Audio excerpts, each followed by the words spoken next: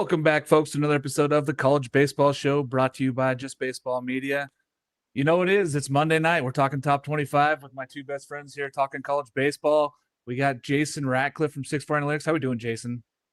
Well, first I want to say I'm one of your best friends. Yeah, That's buddy. lovely. Oh man, I'm what an honor. No, doing great.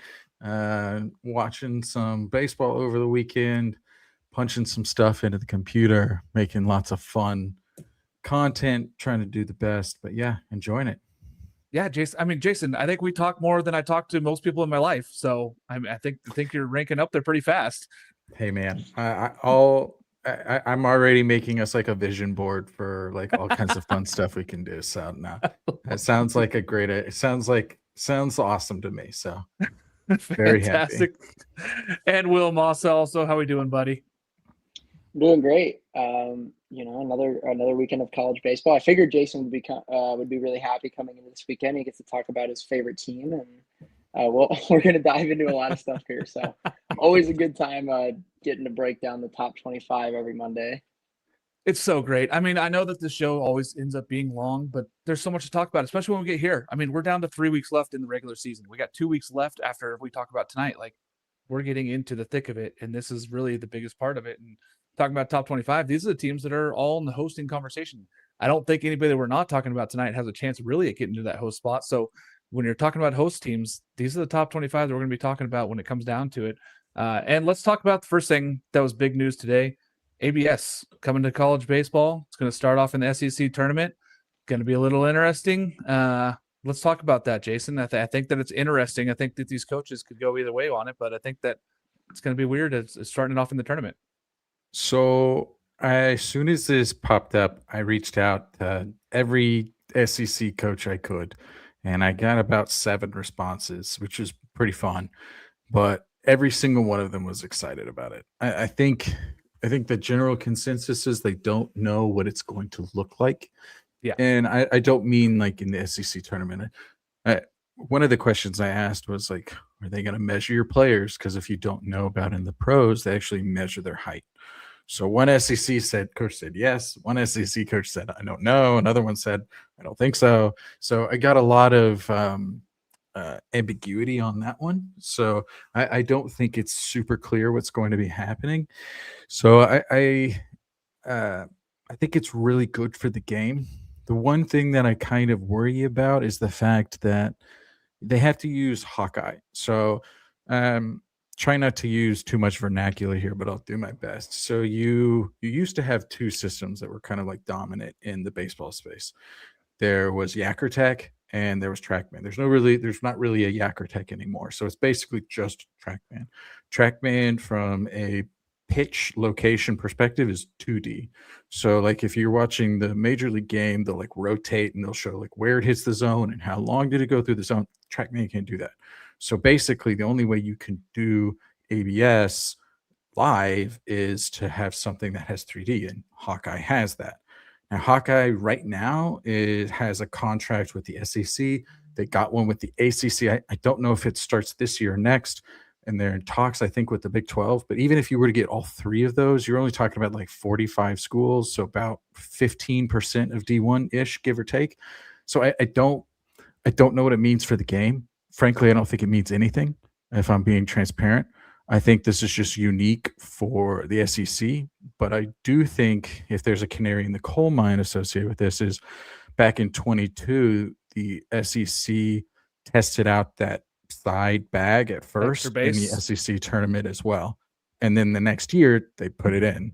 So I do think this is one of the things where it's not a leap to say that this could be in the SEC next year. But do I think it's a leap that it's going to be in D1 baseball next year? Oh, God, yeah. I don't think you're going to have this for another 5-10 years because it's incredibly expensive and there aren't a lot of programs that will be able to put it in their stadiums. Here's the thing for me, Jason. When I look at it, I go, maybe it's another way also that we can kind of, grade these umpires and kind of get the best one for the World Series. So instead of always going by how is it, and it was done by the union. They chose those guys. That's why some of these guys have been to the World Series multiple years in a row and been doing it for 20 plus years. if we had a way to check the data and say, hey, these are the actual best umpires that call on balls and strikes, these are the best guys that we can have on the field, let's get these 8 umpires to Omaha. I'm all for it, honestly. Like, let's do that. Let's get the best of the best there versus having some of these mistakes that are called behind the plate by some umpires that we know of. Let's get the best. I'm all for that, man. Yeah. So right now they actually are grading the umpires, like currently.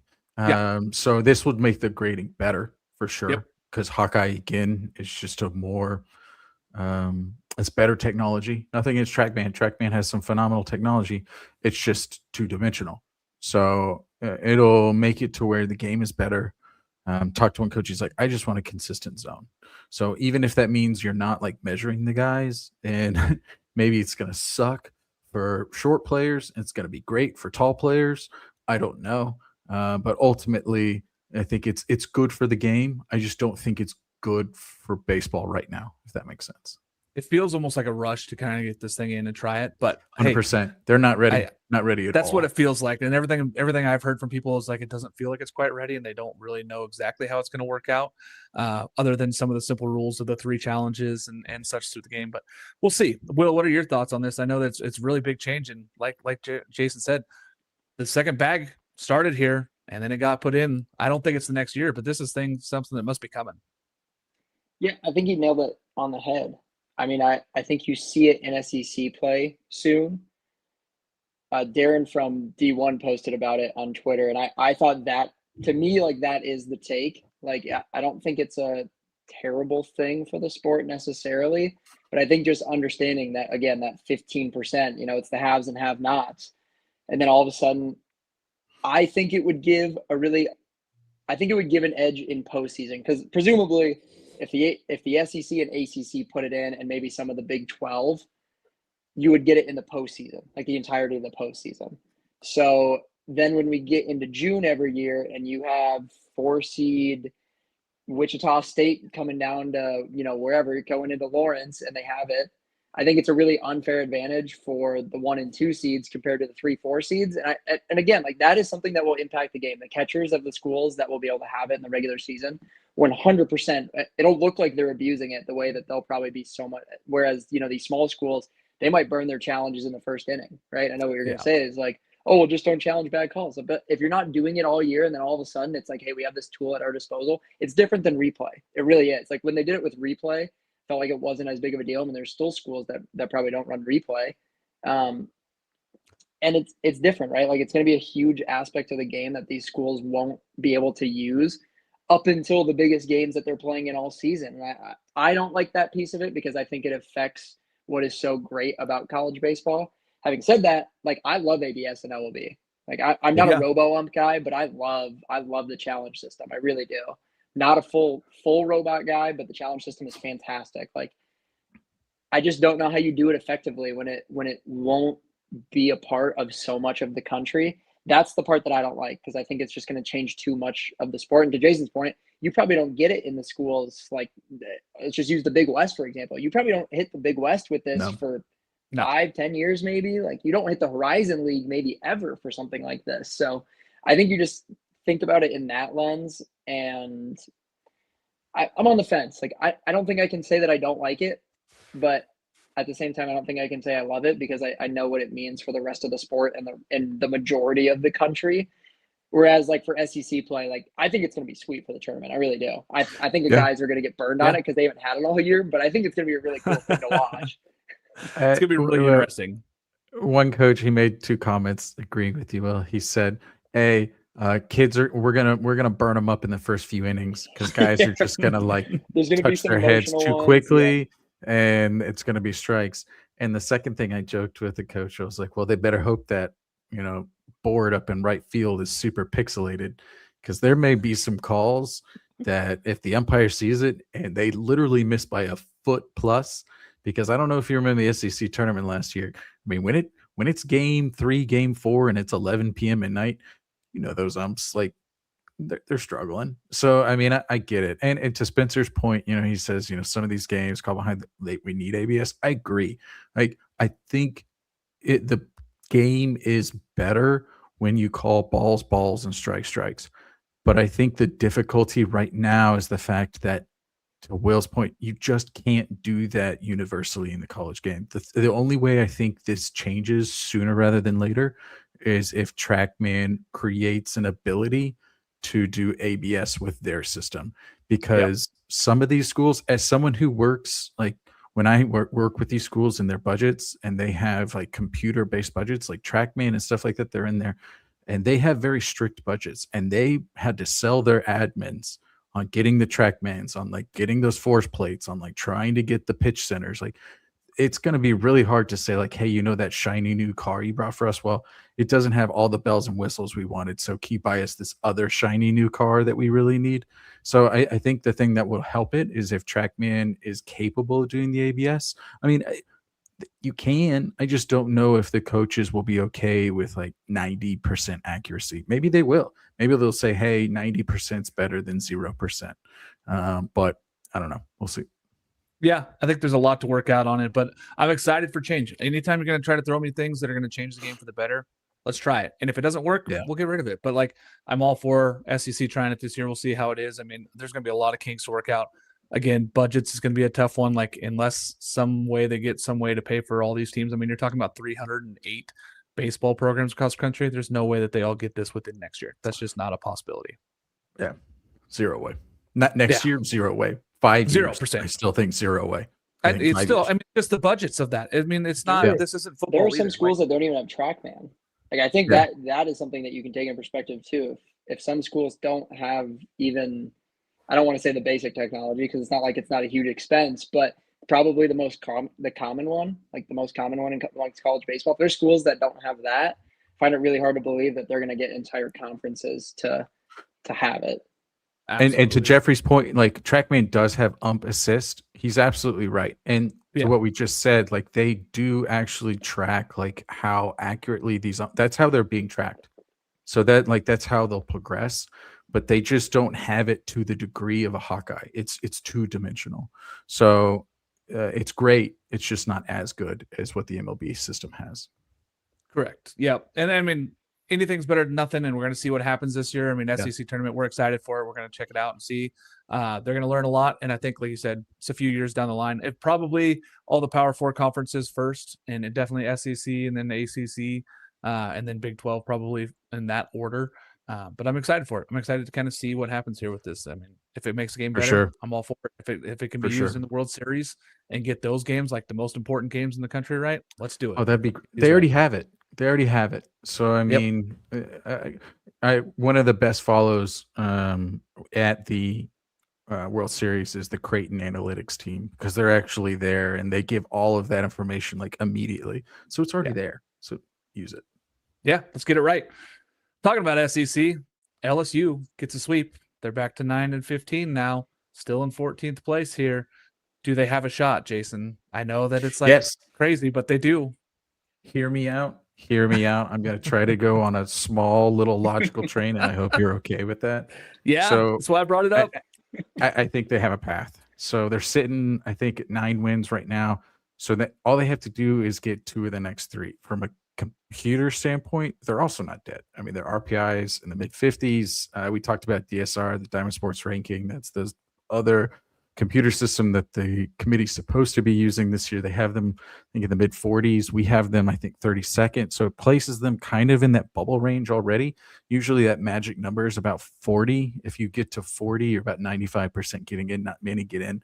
Only 4 teams in the last 5 years. So actually it's higher than, it's more like 98% have gotten in. So with the remaining schedule, they have 6 Q1 games left, plus a respectful midweek game versus Tulane. Tulane's a good team. If anyone hasn't seen Tulane this year, it'll be an in-state rivalry, so that'll be a good one. I know Tulane's going to want to win it, but really all they need to do is go 4-2 over the final 2 SEC weekends, and they'll reach that 13 number. And I think if they reach that 13, their RPI will likely be in the 30s. How do you leave out the defending national champions when they're in that 98% zone? They're meeting that magical number, and they've won, 7 SEC. They went 7-2 in their last 3 series. I just don't see how you leave them out. Be really hard. They're at 55 right now. And if you're going to argue with me and say, hey, but what about Vanderbilt? They could get to 16 wins because they are 10-14. they're at 71 in the RPI. They are 16 places behind this LSU team that everybody said was dead. Like, I know that we've talked about it, like, hey, they're in trouble. That's what they needed. They got the sweep that they needed. Now can they get 4 of the next 6? Like, that's the important thing. Will, I mean, I know we talk about the numbers 13. I think that there's some teams that we've talked about that don't get in at 13. Vanderbilt being one of those. If they only win 3 of the next 6, they're not in. But I think LSU is one of those teams that does get in because of the schedule that they have in front of them. Yeah, I mean it's 6 Q1 games, and for a team that is 4-13 right now, if they finish their season 8-15 in Q1 with a 13-win SEC record, it's going to be tough to exclude them. And I want to draw a little parallel here because I think you have to compare it to other teams that are in a similar spot. I think a team that's in a very similar spot is TCU. TCU sits at 13-11 in conference play. They're 3-9 in Q1 as opposed to LSU's 4-13. They have a series with West Virginia to end their season. So they play Utah next weekend, which is not Q1, but they'll have a Q1 series to end the season in Morgantown. Yep. If TCU, so let's just use this. If TCU wins 4 of their next 6 at RPI 50, LSU's at RPI 55, is TCU in? If they win 4 of their next 6. I have TCU in now. If they go, even if they went 3 and 6, I have them in actually. So to me, I think you just have to look at the teams around them that are in really similar situations for me to kind of justify it. I don't disagree with you. I think from a committee standpoint, from a media standpoint, from an eyes on college baseball standpoint, if LSU, even if they're in the Virginia situation last year where it's like right on the edge, they're probably going to give them a nod over, a second CUSA team or something like that. Like they're probably going to get a nod over a mid-major team that might be, a little bit Missouri higher. State. Yeah. Missouri State's a really good example. I think of the comparison to Missouri State. If they don't win the Conference USA, like who? Missouri who State, would they Jacksonville State. I mean, Yeah. those are teams that are in that mid 30s RPI. Yeah, so we've got two CUSA teams in the top 30. You have Liberty at 26. You have Jack State at 28. Do you think if it comes down to it, right, one of those teams is going to be an at-large? Is a non-conference champion Jack State going to get in over national defending champion LSU? Like probably not. Xavier even if Kentucky the last year. Yes, yeah, correct. That's exact exactly what I was about to say. Yep, go Big against East Xavier all from over last year. again. And believe me, I was beating the heck out of that drum for Xavier last year. I couldn't believe they didn't put him in. Same thing with Troy last year. Look at those two teams. Look at Charleston from 2022, I believe it was. They won 45 games or whatever, and they didn't get in. Right? There's a consistent logical train that happens with the committee. Well, whether it's logical, there's a consistent thought with the committee of what they do. And if LSU puts together a respectable enough resume, I mean, even at 12 wins, is there going to be grounds? If they win a series against Georgia and lose a series against Florida, you think they're completely out at 12 wins? I think they're going to try and push. 12's an easy way to cut them. I think they're going to try and push them through. I do. We'll I really do. I think the mush of that 40 is too heavy. And so that was one of the things last year. You had like UConn and Xavier and Kentucky, and it felt like there were like just 3 teams. It was like 3 teams that people looked at and said like, hey, these are the 3. Like should they get in? This year, I think you could like have 15. And so if you're going to have that many teams, I think they're going to be looking for easy ways to say, get rid of you. Yeah. So I think 12, I think they'll be done, because at that point, you're probably going to have 3 other SEC. You're going to have Tennessee. So I know someone asked about Tennessee. I think they're fine. What are they? 11 and 13. 11 and 13. 11 and 13, and they got Texas. They have Texas so at home, and then they're going to get lucky. Then they're at Oklahoma. Yeah, and Oklahoma's. So I mean, they should get to 13. Like they should get 13. Don't get swept. Just don't get swept. I think it's the same thing with Kentucky. I think if Kentucky and Tennessee, if they both just avoid getting swept, they're both fine. But again, that's to your point, Mark. It's like you're gonna have so many teams in that 13 to 15 range. If you have a team that's in the 12, it's gonna be a super easy way to say no. Especially if last year they said no to a Virginia team with 16. I think you're going to have some ACC teams like with pitchforks up at wherever the NCAA office is and saying like, how can you let this team in if you didn't let that team in? And Kentucky's got at Florida and then versus Arkansas. So like neither one of them have easy roads, but as long as if they win 2 games, they're in for sure for both Kentucky and Tennessee. Like that's just 2 wins. Just go get buzz cuts. Get buzz cuts. That's all you got to do. Figure it out. I mean, this last weekend for Kentucky was huge. We can talk about that right now because going out there and getting that series win was massive for Kentucky. They needed this to get going. On the flip side of that, like let's talk about the Vanderbilt team that we just talked about. Getting swept by Bama puts them in a really precarious situation because, like I said, they're 71 in the RPI. They have Missouri and South Carolina left. Those are not RPI boosters right now. Those teams are not boosting your RPI at all. They could get to 16 wins, but be in the 70s and at least high 60s in RPIs is where I have them projected, is being in the 65 to 68 range in RPI, even if they win all 6 games. I think that keeps them out, Jason. I don't think that puts Vanderbilt in. Like maybe it's 6, maybe 16, and they have to put them in at 16 and 14 in conference. But, but the RPI is horrible, and nobody's made it in from the top 60 RPI from an at-large. The highest RPI, I think, in the last 5 years was 58. 58. So they would have to almost be 20% above that. Like they kept Virginia out at 56 last year, and they had 16 wins in ACC. Yeah. So I'll be really surprised if they let them in. I get it. It's 16 wins, but I don't know. You sweep 2 series at the end of the year. I think there's going to be a really difficult decision, but you're talking about I think South Carolina's 102 in the RPI, Missouri's 124. That's a Q3 and a Q4 game. South Carolina is a Q4 game for them at home. So if they drop any of them, if they drop any of those 6, they're out. Yeah, because we have them. Tank. So we do bands associated with RPI like projections. We have them 67 to 77 is like our band of where they're at right now. And I was projecting 65 to 68. So yeah, right in that same right in that range. Will. Let's hear it. I mean, I think that we can generally say we all think 13 teams are likely in, whether that ends up being LSU or Vanderbilt as a 13th team. I don't think 14 get in this year for SEC. Yeah, I would agree. I think really tough to say that the committee is going to leave out, in theory, a 16-win SEC team. Yeah. Like they're really, honestly, I don't know the last SEC team to have a above 500 record to get left out. That someone would have to go find that. It's probably been a while. If I had to guess, if I had to wager, I don't remember the last 13-win SEC team that didn't get in. Exactly. It's at least the last 5 years, every 13-win team has gotten into the tournament. But I agree with you, right? I mean, at this point, their bet is pretty much made. They're going to be 5 and 15 in Q1. The strength of schedule isn't insane. I mean, it's 34th. It's good, but it's not anything unbelievable. Like Jason mentioned, South Carolina and Mizzou are in the 102 to 124 range. It's going to be really tough to find them a way in when there is so many good teams between 26 and 50. So I don't think Vanderbilt, even with 6 wins, climbs within 50. And like you mentioned, Jason, like that, you got to be probably a little bit better than that 58 mark to find a way in. Yeah. I don't see it happening. But at the same time, you look at the track record of what they've done with the SEC, and I just find it really hard to believe that the committee is going to exclude a 16-win Vanderbilt team.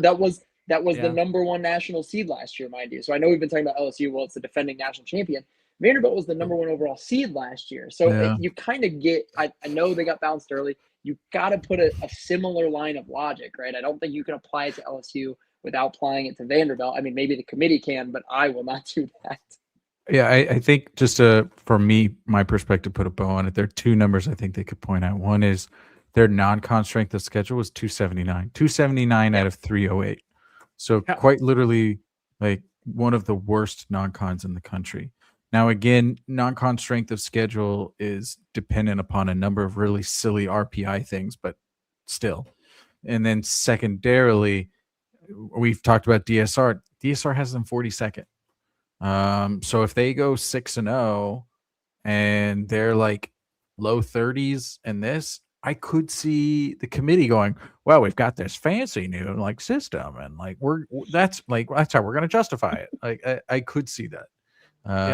But I think you would have some pitchforks out because to have a 20% increase for a Virginia team, we just talked about like the storied tradition of Vanderbilt. Virginia has been going to Omaha like it's their second location. So I if you're going to leave that team out with 16 wins, how are you going to put in a team with 16 wins that's probably going to have, an RPI in the 60s and a non-con of 279? So I don't know. I think if you're a Vandy fan, you're yeah. hoping that LSU struggles. I think you're hoping that maybe Tennessee or Kentucky struggles and doesn't get to 13 wins. And then all of a sudden you're like, hey, now you put us in. Now you put us in because it doesn't matter because now we're 13 teams into the SEC versus the 14th and having that conversation about the RPI and DSR. Like, I think DSR likes them a little bit better, and I think that could be why Vanderbilt does sneak in, and they're going to get in the tournament with this. If they get all 6. Now, they have to get 6 wins. They have to sweep. I don't feel like 5 puts them in. I don't think a 15-15 record with losing one of those last 6 games puts them in. But if they sweep, I could argue it. I could argue both ways. But I think that's just the interesting part. Like when we look at that RPI, how bad it is, and saying that they're probably in without the boost at the end of the season. Now they could go win a game at Hoover, and then all of a sudden you're like, well, now you got to put them in because now they won a game in Hoover and it does something different for you. But there's a lot of things that could be happening down the season. We'll talk more about that next week after this week's games because we're going to have a lot more information as we get down to the end of the season here. Let's talk ACC, boys. Like, this is what Florida State needed, Will. Sweeping Pitt kind of crushes Pitt's last chances here. Like, we were hoping, like, if you're a Pitt fan, you're going, hey, man, maybe they get a game here. And I said, I love this Pitt offense.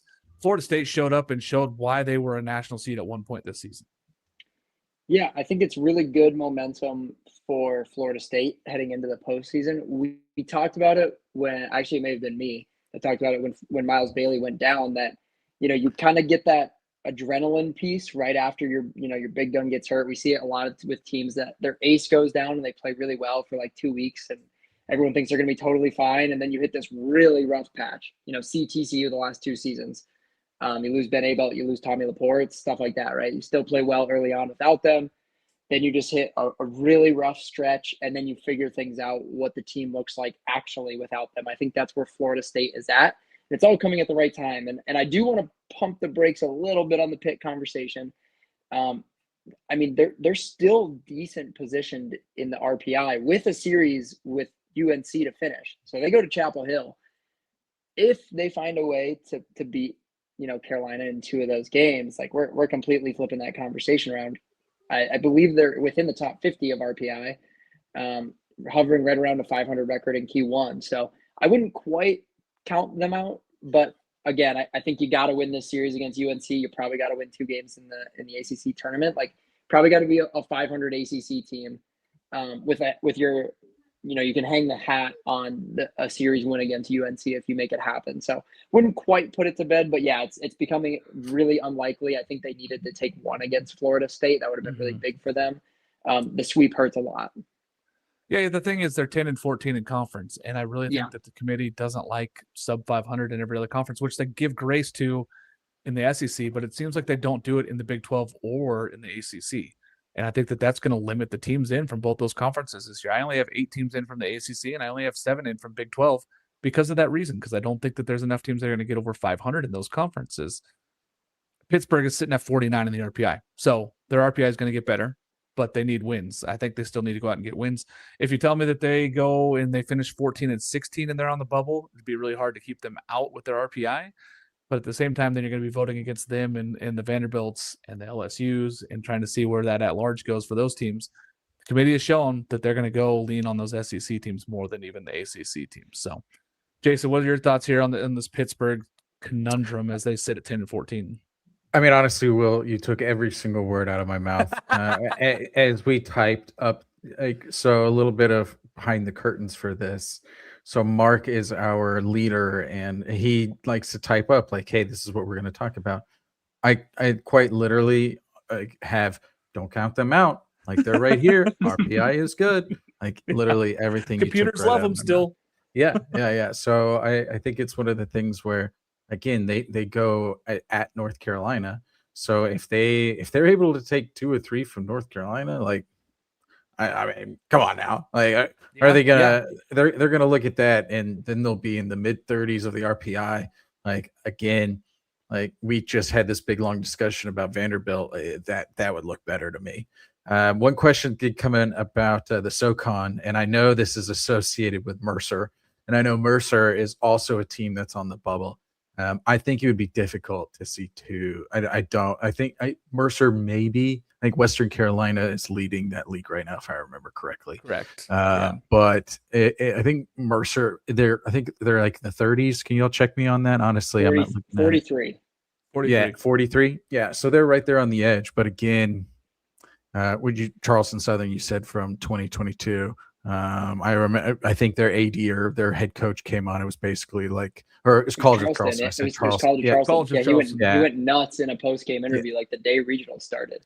Yeah. So I think there's, as we talked about with like the clear SEC push for getting 13, like difficult to be like, sub 500 if you're not in ACC.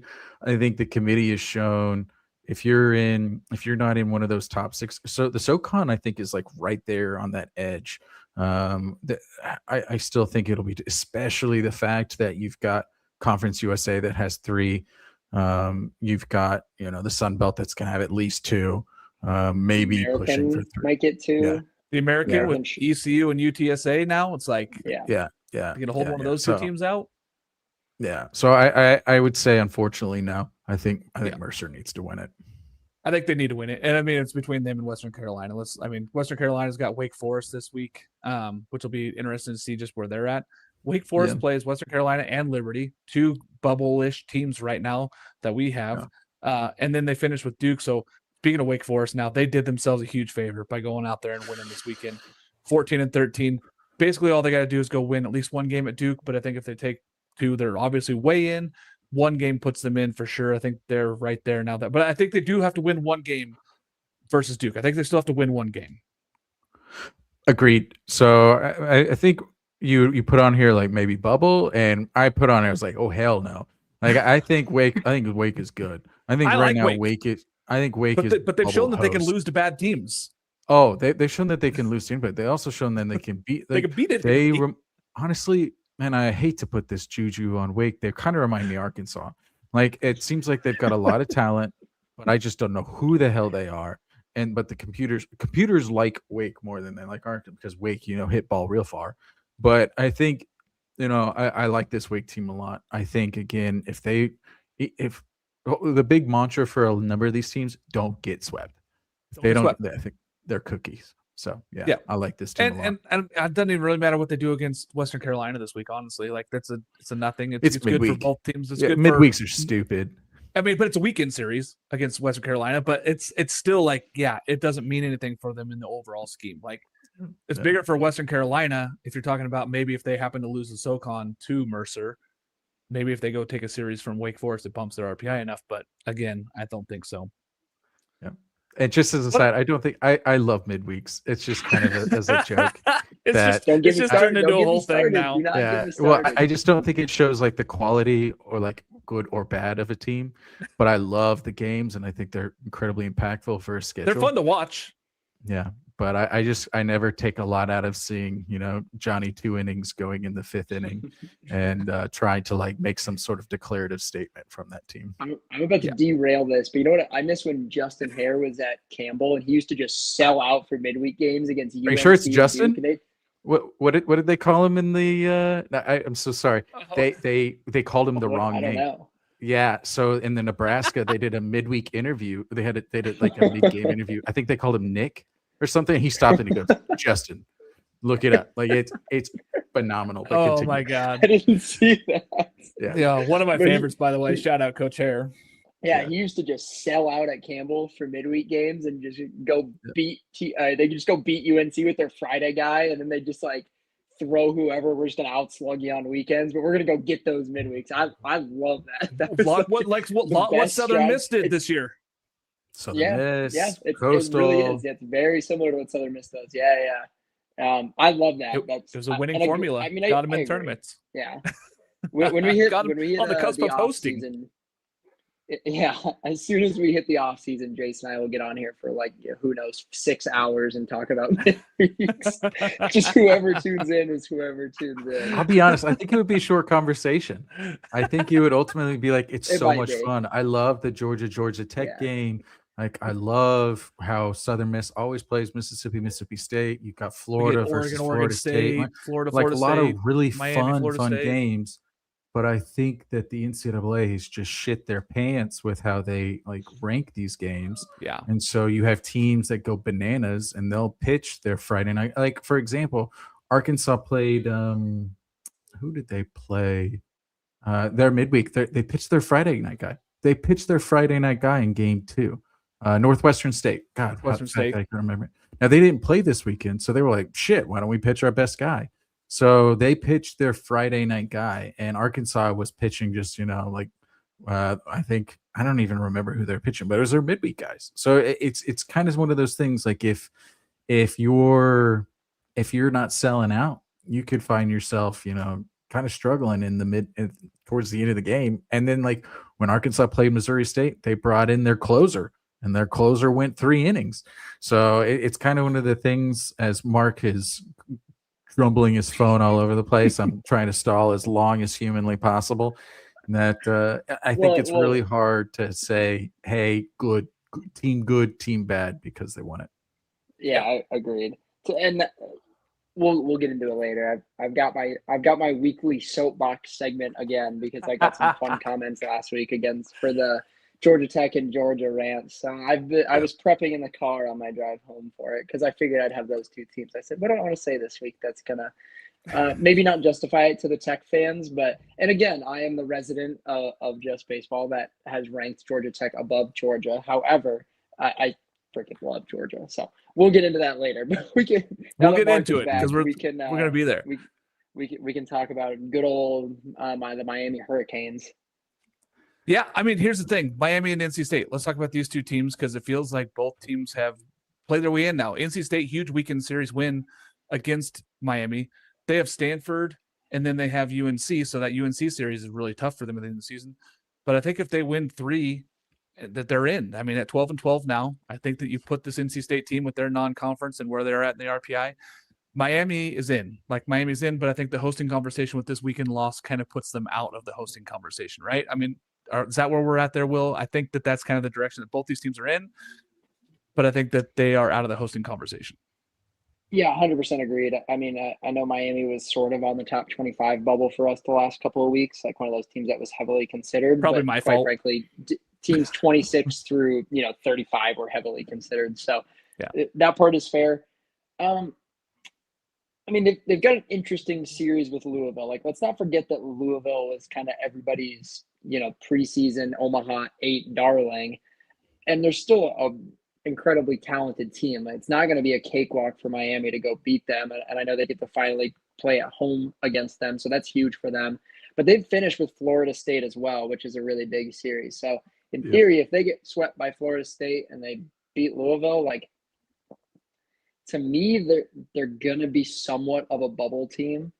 Yeah. I would say North Carolina State is a little bit closer to being that bubble team, because to me, a sweep, even a sweep over Stanford, doesn't move the needle a ton for me. And then you got to face UNC, which, like, it's one of those things where you can't punish them crazy, because UNC is the number 2 team in the country. But if they get swept by UNC, to me, North Carolina State is like a legit bubble team. And I think I wouldn't say that they're in. Miami, at least the fact that they're 13-11, even if they do get swept by Florida State, they likely finish above 500 in ACC play. As long as they take care of business against Louisville, I agree. Correct. Yeah. And it's 37 and 33. So 33 Miami and 37 for NC State as far as RPI. And with those teams that are ahead of them, they're going to move up. They're not going to drop in RPI, even with losses in those series. They wouldn't drop necessarily in the RPI. So, Jason, I think that both these teams are in. And I mean, when I look at it overall, that's kind of how I have it projected. But I only have projected that the teams that get over 500 in ACC are in. Like, that cut line is NC State right now. Yeah, I think, frankly, for both of them, just don't get swept. Don't get swept. I think that's just kind of where you're at. Because the teams are going to get swept that are on the bubble. So it's just going to happen. So if both of those teams can just, stay the course, I think they're fine. I like Miami a lot. NC State has a lot of pieces. I still worry about their pitching. Clearly. But that was a really fun series, and I'm sure we'll get to neither are in the top 25, so I guess we won't.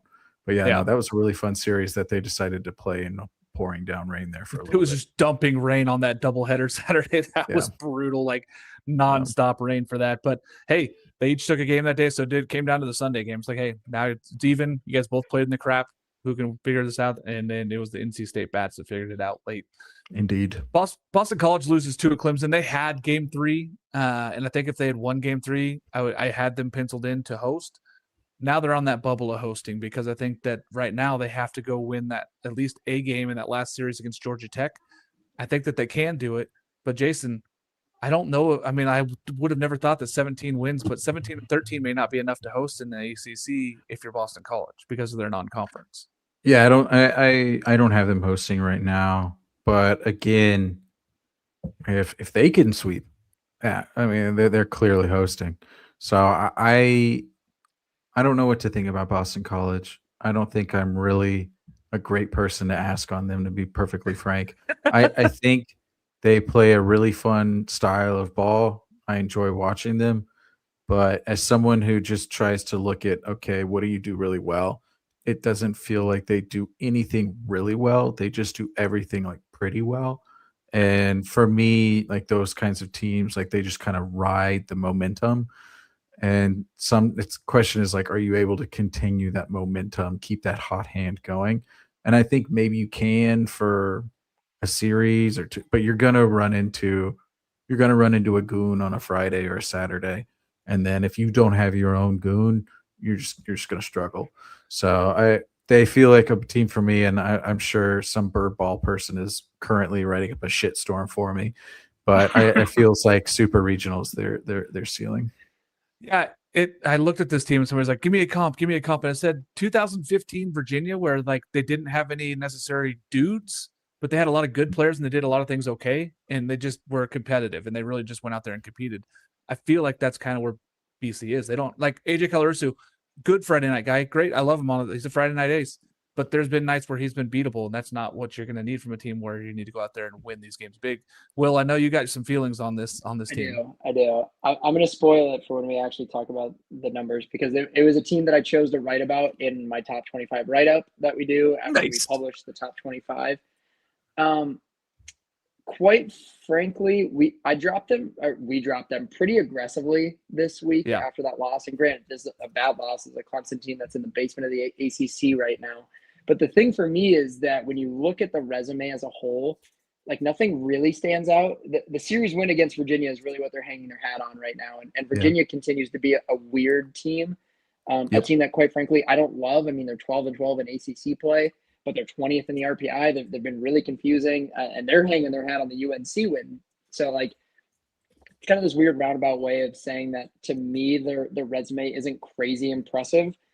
You've got the series win against Miami, and you have a series loss against NC State. You have the series win against Virginia, but you have the series loss against Clemson. So to me, it's the overall resume doesn't quite do it for me. And again, I love this team, like super fun brand of baseball. Extremely, I mean, they're going to be a miserable 2 seed to draw in a regional. But to me, there isn't enough meat on the bone to say this is a top 16 team in the country. Yeah, I think it's one of those tough things. And I said, if they had won 2 games against Clemson and 18 wins, it would have been hard for me not to have them in as like the 14, 15, or 16 seed. With that loss, I think that they have to take a game from Georgia Tech to be in consideration. If they get swept by Georgia Tech, there's no consideration. They're a 2 seed. If they take a game from Georgia Tech, it's going to be a hard conversation. Again, then maybe you have to see what they do in the ACC tournament. Maybe because right now they're in the top 4 in the ACC. And it's hard to say, hey, a team that's not in the top 4 in the ACC shouldn't be in. Well, maybe they should be hosting. But if they take a game from Georgia Tech, it really leans them towards in. I see a question in the comment. What does Florida State need to do to be a top 8 seed? Win 5 of the next 6. I mean, they have Clemson at Clemson. You need to go take that series. If you take 2 of 3, you'd have to sweep probably Miami to end the season. If you sweep Clemson, you got to take 2 of 3 against Miami to finish it out to be a top 8 seed. I know they're 7 in the RPI, but right now they're not even 1st or 2nd in their own conference. So they'd have to really go after it and take it to be a top 8 seed because it's really hard for me to say that 3 ACC teams are going to be in the top 8 seeds. I don't see that happening. And I see UNC and Georgia Tech both being national seeds right now. So for Florida State fans, win. That's what it is. You got to win 5 of the next 6 games. 5 they of the only next have 6 5 Q1 wins. They only have Yeah. 5 Q1 wins, so they need to increase that. So if they sweep Clemson, I could see them being like a set, almost very similar to last year when it was like, hey, are they going to be a And they got top the 8? And 9 they ended seed? up being a 9. Yeah, I went to Oregon State, which Oregon State fans, I mean, that first game where it was like, how did Florida State lose that one? But I don't want to rub salt in the open wound, but yeah. So if they, I don't even know if they need to sweep, because if they win 2 or 3, they'll have 17 ACC wins. And so then then they'll play Miami, which will also be a boost. And if they get 2 or 3, that'll be 19. Yeah. I mean, if they get 19, maybe. But I think 20 is the number for them right now to get to because of how they looked in the middle of the season to get a For national sure. seed. Because I just think 3 national seeds at ACC is going to be tough. And I could see some like admin getting up there like, well, they don't have Miles Bailey, and be like, whatever. But yeah, that's where we're at on this ACC. And I think, again, we're right at that 8 line. And that's if NC State gets in and Virginia. I mean, Virginia is probably in, but they're 12-12. They could really struggle down the stretch here and put themselves bubble out also. Like, as much as they are in their top 25 right now, if they don't perform well the next 2 weeks, they could be bubble out also. So there's still a lot of games left for ACC teams. Big 12, kind of the same feeling here, but Kansas, man, massive sweep versus Arizona. I mean, I know if Arizona's down, they're not the same team. Huge wave for Kansas to win. They look great. Dominic Vegley, unbelievable vintage. He's been great his last 3 starts. He just looks like a dude. Will, I know we talked a lot about this team, and I'll let Jason talk on this team also. Massive for Kansas, and they got West Virginia coming to town. They got a 4-game lead now in the conference. Like, you got to feel great if you are a Kansas fan saying, hey, we just got to go take care of business. We win 2 of the next 3. We're probably at a national seed. Yeah, definitely. I think if you take care of business against West Virginia, and I believe that series is in Lawrence. So I think if you beat West Virginia in your own barn, I mean, I still think they have to take care of business against BYU to like legit be a national seed. I don't think they could drop the series to BYU and still be a national seed, but you know, they're certainly going to be the team to beat in the Big 12. And it'll be really nice that we actually get a Big 12 host this year at all. So, you know, shout out to Kansas because they've been playing unbelievable baseball. It's been awesome to see those guys come on late. I mean, I know everyone's seen the stat that they posted of how many guys they have on their team that were junior college D2 guys that like, you know, aren't true 4-year Division I guys. It's just a testament to what that program has done developmentally. The Big 12 is weird, continues to be really weird. Don't have a great read for the Big 12, but really fun league. And I know we'll talk about it, but I mean, 7 Big 12 teams in. I do think you have to be. I think you got to be above 500. I agree with that, but there's still some big games for. I mean, we just talked about it, right? BYU, if they beat Kansas in a series, like, got to be tough to leave BYU out. And BYU's 12-12. They're 20. I mean, definition of just a 500 team. They're 500 in everything. So I don't know. It's a tough league to really pin the tail on, but again, they didn't get a single host last year. I think West Virginia and Arizona State are kind of knocking on that door. I think both of them need another big win. I think Arizona State probably has maybe not the better resume. They're both kind of even. Like teams 2 through 5 have all kind of beat up on each other, so it's really hard to say like who, because you just get into the transitive property loop when you start talking about the Big 12. So. Who's your 5? Nice Cincinnati? Kansas. Or is TCU for you in the Big 12? Cincinnati. Oklahoma State's coming on strong. Hey, 4 weeks ago, I said, look out for Oklahoma State, and they have put it together. They got healthy on the arm side. Did last year? Are they close for y'all in top 25? They're really close. I think they're 26 for us on computers. I had them voted in, and then I swapped it for my 24th team. Yeah, I don't think they got votes this week, but they're just like in that. I mean, I would put them in that 25 or 26 to 31 range, like that next 5 teams in there. So there's a handful, like, you know, Jack State between them and and Cincinnati for me, State's honestly. In there, so there's a handful of teams. Yeah. I love this Oklahoma State team. I said 4 weeks ago, I said, if they get hot, they're going to be a really big problem for somebody. They're going to be a tough 2 seed somewhere. That's where they're at. They can hit the baseball. They have the pitching is getting healthy. I know Will and I had talked about Hudson Barrett getting back. Well, now he's back and he's coming out of the bullpen and giving them just this hammer out of the bullpen. I like where Oklahoma State's heading. Kansas, again, if they take care of business with West Virginia. On the flip side, if West Virginia goes in there and takes 2 or 3 from Kansas, that's where I think, that they can get in and be that host conversation. Like if they go take 2 or 3 in Lawrence from Kansas, they're back in that host conversation. Whereas if they drop that series, I think they're kind of out of the host conversation, and it'd be only on Arizona State to kind of get that ability. UCF for me, with the losses against Kansas and Arizona State, is out of the host conversation. They're in the tournament, out of the host conversation at this point. Like they played their way out of that. Like they could have been in it. They're out now. I mean, just overall RPI, everything where they're at, skill level, I just have UCF out. Where I like this team, I think they're going to be a really tough 2 seed for somebody, and they're getting better on the arm department as the season goes on. But they're not there, and they don't have that clutch gene that you're seeing from like the West Virginias and the Kansases that have gone in and win these big games when they need to. But big for Arizona State to win that series there. Jason, let's talk a little bit about Kansas and some of these other teams. I mean, we'll probably talk with him more about 7, so I don't want to jump into it too much. But again, as soon as Friday night I saw it was a 2-run game, I was like, well, this is over. I think they're the best team in the country when it comes to runs or games within 2 runs. So you can't say enough Coastal, good things. Yeah, them and Coastal. I think Coastal's like 12-1. I think they're like 14-1 now, 15-1, something like that. So those 2 teams, it's just kind of bananas.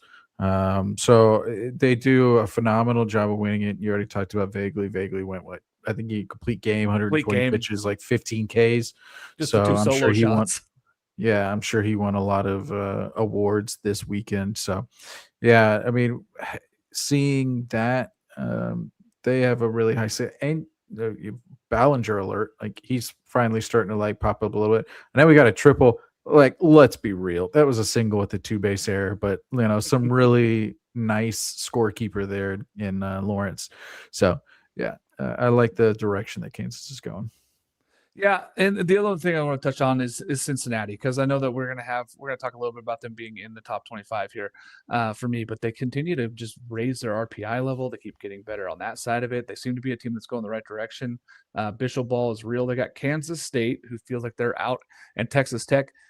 Is there any chance that they could play their way into being on that fringe host? I know they got 13 wins now. Does 19 move the needle at all for them? I don't think it does, but their RPI says it no could. Q1 games left. No Q1 games left. I know that's the hardest part, is it just doesn't. Yeah, their toughest is at Kansas State. So it's just going to be really. I mean, their non-con schedule was pretty good, but the 22, I think it's going to be hard for them to get in that top 16. And then, all right now Georgia, I think, is like 19th in the RPI. So you already kind of have like a replacer that you have to like think about. Okay, this team's definitely going to be a host. So I think it'll be hard for them. They could be on the edge, but Will, you just made a good point. Like the Big 12 didn't get any host spots. If they get in, I think either West Virginia or Arizona State's really going to have to like not get in. Yeah. So I don't see 3 hosts. I think 2 will be difficult. 3, I think, is quite far fetched. So I would say they're in that 14 to, or maybe like 12 to 16. So, and that's not a bad spot to be in. Like, it's really not. So you'll go to a regional where you'll be one of those 2 seeds that people are like, shit, like we got the Coats goons and they hit ball real far. So yeah, I like the Cincinnati team, but I just don't think hosting is in the cards for them this year. But I'm an idiot. I think even going 6-0, I just think even going 6-0 doesn't put them there with where West Virginia and Arizona State. I think 2 hosts is the max that you're going to see from Big 12. They just don't get enough national love on that side of it. But there'll be a lot of 2 seeds, a lot of Big 12 2 seeds that are going to be really dangerous somewhere. So it's going to be interesting going in. Big 10, UCLA now has officially won the conference, Jason. It's over. Ring the bell. They have won the conference, and there's 2 weeks left. They got Oregon this weekend, but it doesn't matter. Do you think that plays into it at all for UCLA, or do you think they try to go clean sweep and not lose to a single Power 4 team the entire season? I'm going to say a little bit of both. I don't think they don't care much anymore. So, I mean, let me take that back immediately. Of course they want to win. Of course they want to win.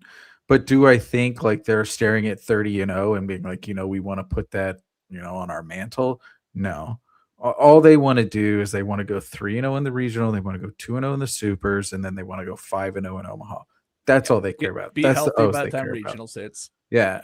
So, I think it'd be great and fun, and like to put up like those kind of crazy numbers. I mean, going back to the Oregon States and the Cal State Fullertons and all of these, like the Miamis of the past and the LSUs that were putting up like 50. Like, yeah, you want to be a part of that conversation.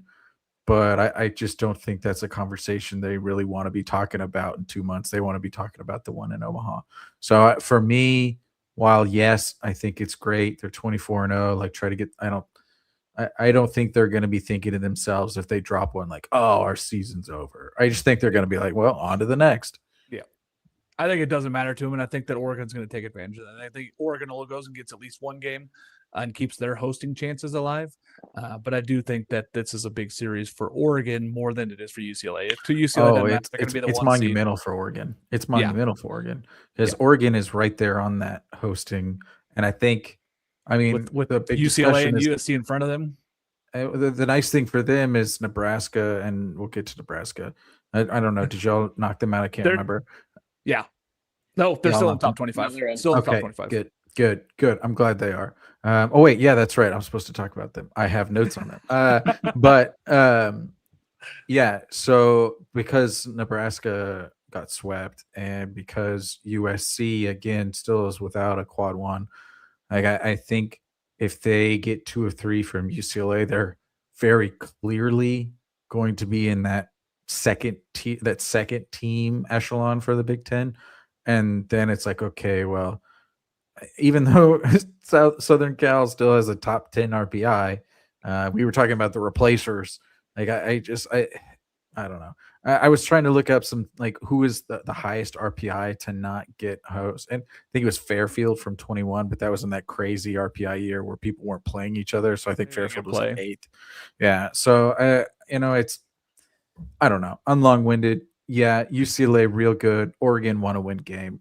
Hope to go regional. Here's another one, Jason. I don't know if you know. When's the last team to have 0 quad 1 wins to get a host? That ever happened? I don't know, because usually that's not an RPI team. This USC team is the weirdest anomaly ever to have 0 That's quad very 1 true. wins and be in the Yeah. top 10 RPI. It doesn't make any logistical sense.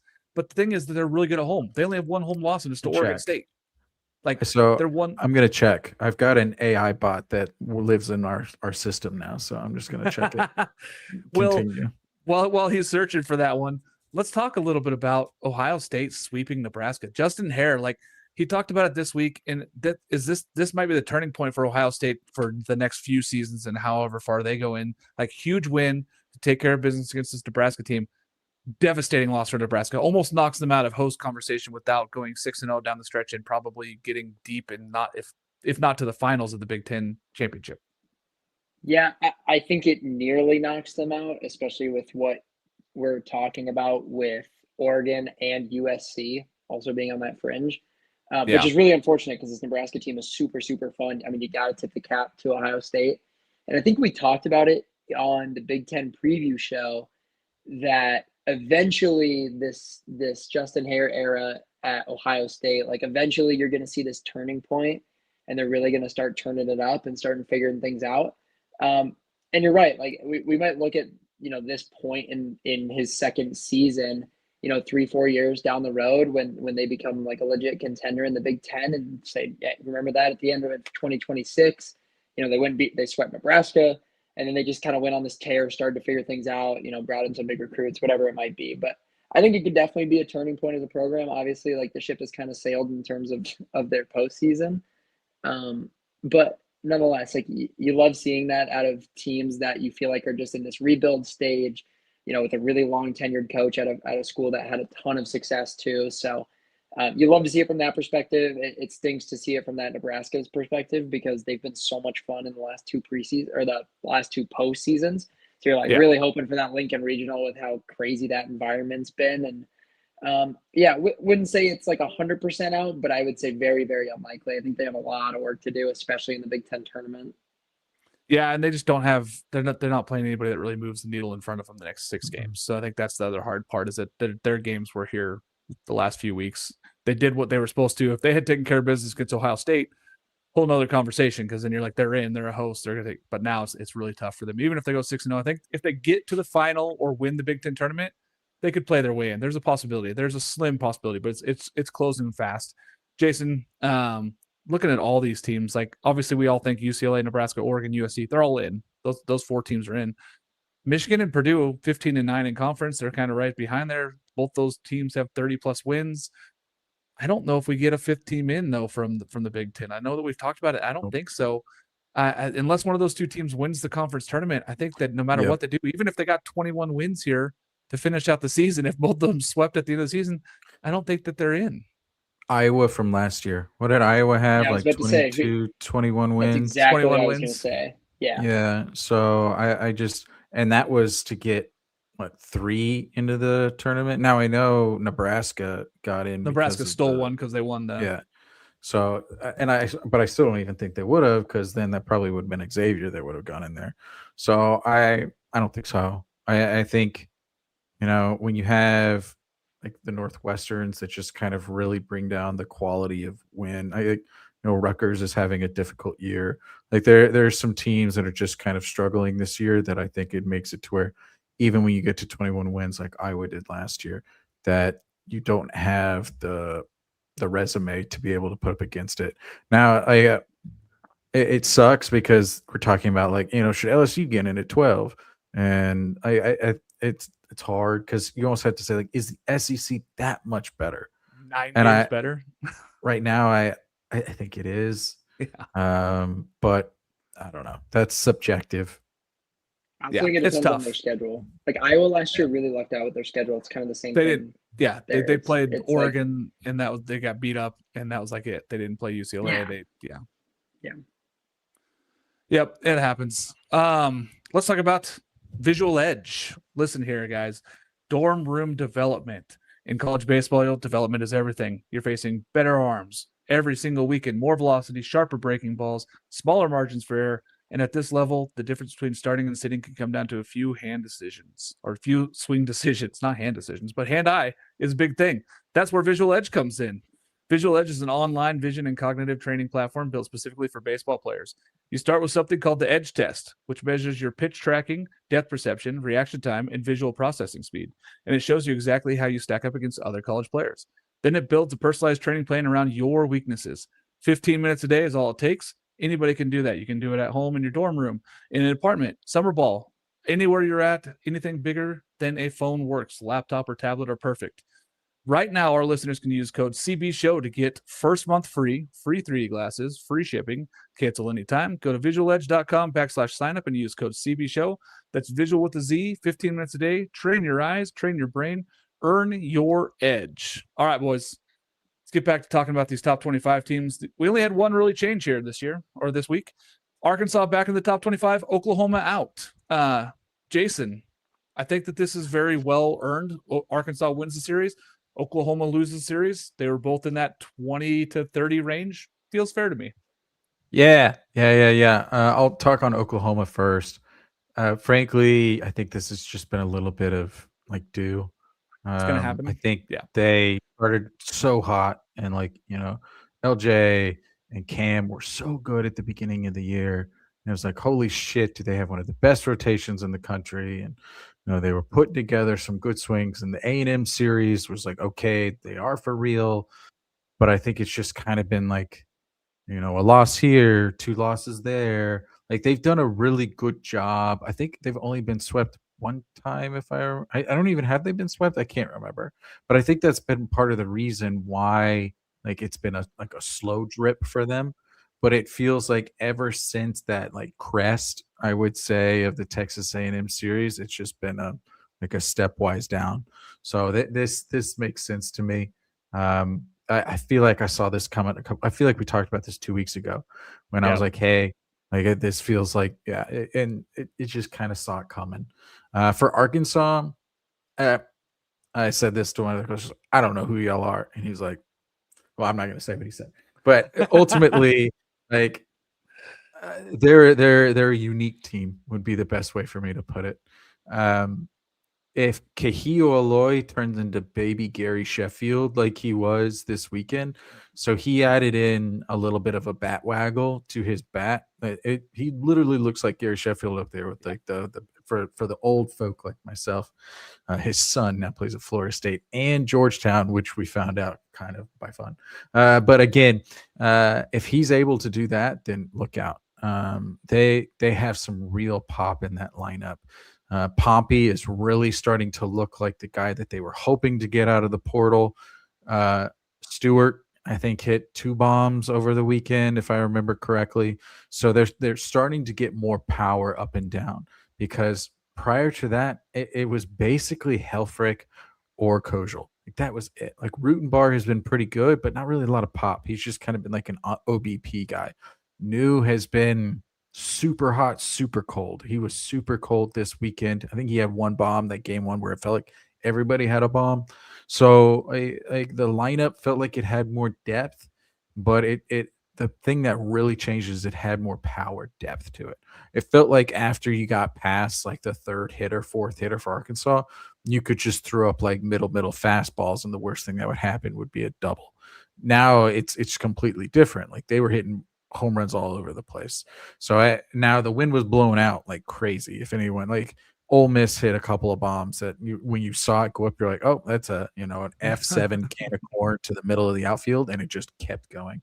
So I think it's one of those where it's exciting to see for them, but I think you still are a little worried, specifically around the pitching, because I think there is some depth concerns in the bullpen. I think you're really excited about Dietz, but Gibbler, he looked pretty good, but he also gave up a grand slam that again was like a 45-degree launch angle at like 90 degrees. Like, the only reason it went out is because there was like a 20-mile-per-hour wind going to left field. So it's one of the things where you look back on it and you say, like, the exact same thing happened to Gackle.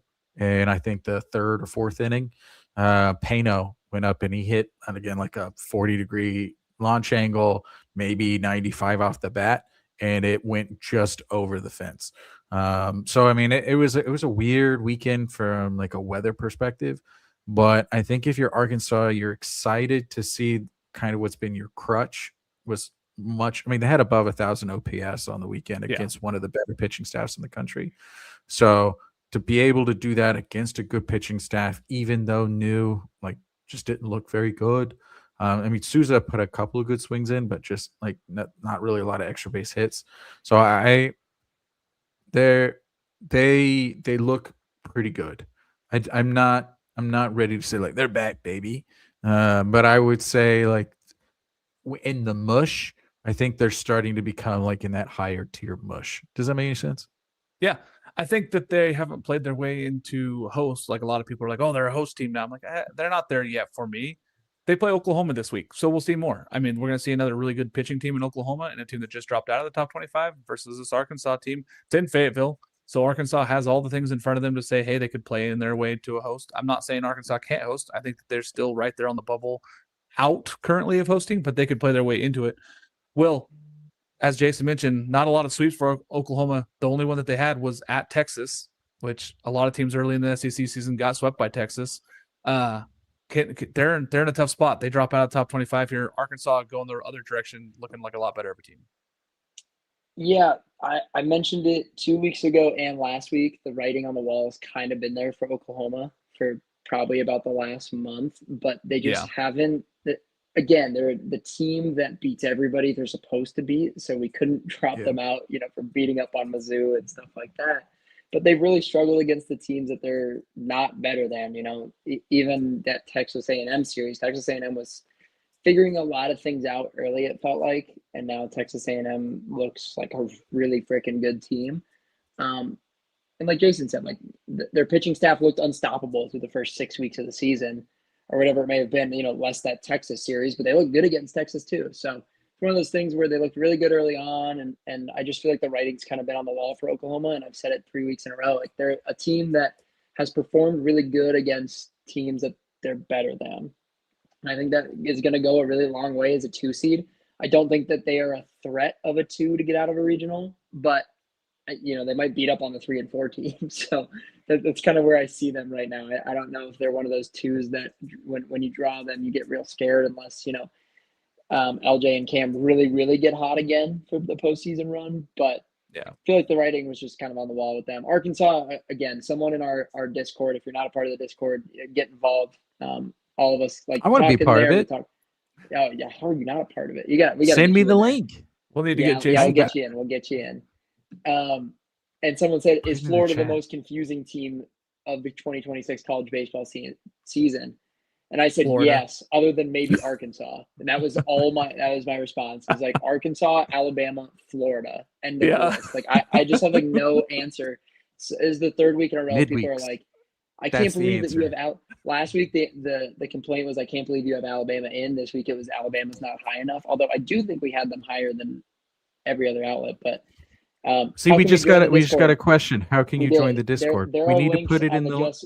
Yeah, we do. There are links on the Just Baseball Twitter page to get in the Discord. They advertise it fairly often. I think we will I'll probably do tweet right it out now. as well. Myself does a lot of the college stuff in there. We have conversations. There's a ton of people in there. There's also a draft section that Tyler runs, so answers all your guys' draft questions as he can, throughout the week and stuff. So there's a link on the Just Baseball Twitter page. Go hit that up. It's a good time in there. But nonetheless, yeah, I mean, really confusing team. Like I said, it feels like them, Florida, Alabama, super confusing teams, but well deserved. They've been playing really well as late, and they have two really good opportunities to kind of cement themselves as like somewhat of a contender. I think. I think it's hard to look at the talent of this, especially on the pitching side, and be like, this team isn't a contender. But I just I don't really know what they are. I mean, I kind of ragged on them through the first 5 weeks of the season because they were striking out 50% of the time as a team. It was unbelievable. And Yeah. they had 150 strikeouts as an offense, but then their pitching staff also had 150 strikeouts. They're like neutralizing it on the pitching side. So it's one of those things, like they've always just been a hard team to pin this season, but definitely well deserved. I mean, that was a huge series win against Ole Miss, who, quite frankly, like I was extremely high on coming into the weekend. I was like, Ole Miss might just run through the last couple of weeks of the season and cement themselves as a host. And Yeah. now I think that they're kind of on the bubble of that too. It's so funny. It's so razor thin because Ole Miss was up in the game and they gave up the walk-off bomb there. We'd be talking about this whole different if Arkansas had lost that game to Ole Miss and Ole Miss is sitting I'll there get going, to that. hey, I'll get to that. I mean, don't you worry. It's so close. I still think this Ole Miss team is great. I still like them a lot. It seems that they just keep finding little ways to lose games late, and that to me that's kind of scary for this Ole Miss team. Like I think that they have a ton of talent. They have a lot of front end pitching. I get worried because it feels like the bullpen keeps giving up runs late or keeps giving up these leads, and it's not the best spot for this Ole Miss team. Where I think that they are, like if I say Oklahoma's not a dangerous team, Ole Miss is a dangerous team, and you don't necessarily want to see them as a 2 seed in your region. Like that is a very dangerous, scary spot. Like that does not feel like a good spot to have is an Ole Miss team as your number 2. Where as Oklahoma, you're not afraid of them as much because there's not as much explosivity. And that's where I kind of sit on that. It's like, okay, Ole Miss is a scary 2 seed. Oklahoma's not a scary 2 seed. Well, Oklahoma might have some front end pitching. They don't have the scary bats to kind of go, oh man, this team, if they get after me, I'm in trouble. It feels like you can still win that baseball game 4-2, even if they hold you down because they don't have the explosivity. Let's talk about top 25. We're there. We're into it. We got there. We made it. Top 25. 70 minutes in. We're 70 minutes in. We're in the top 25 finally.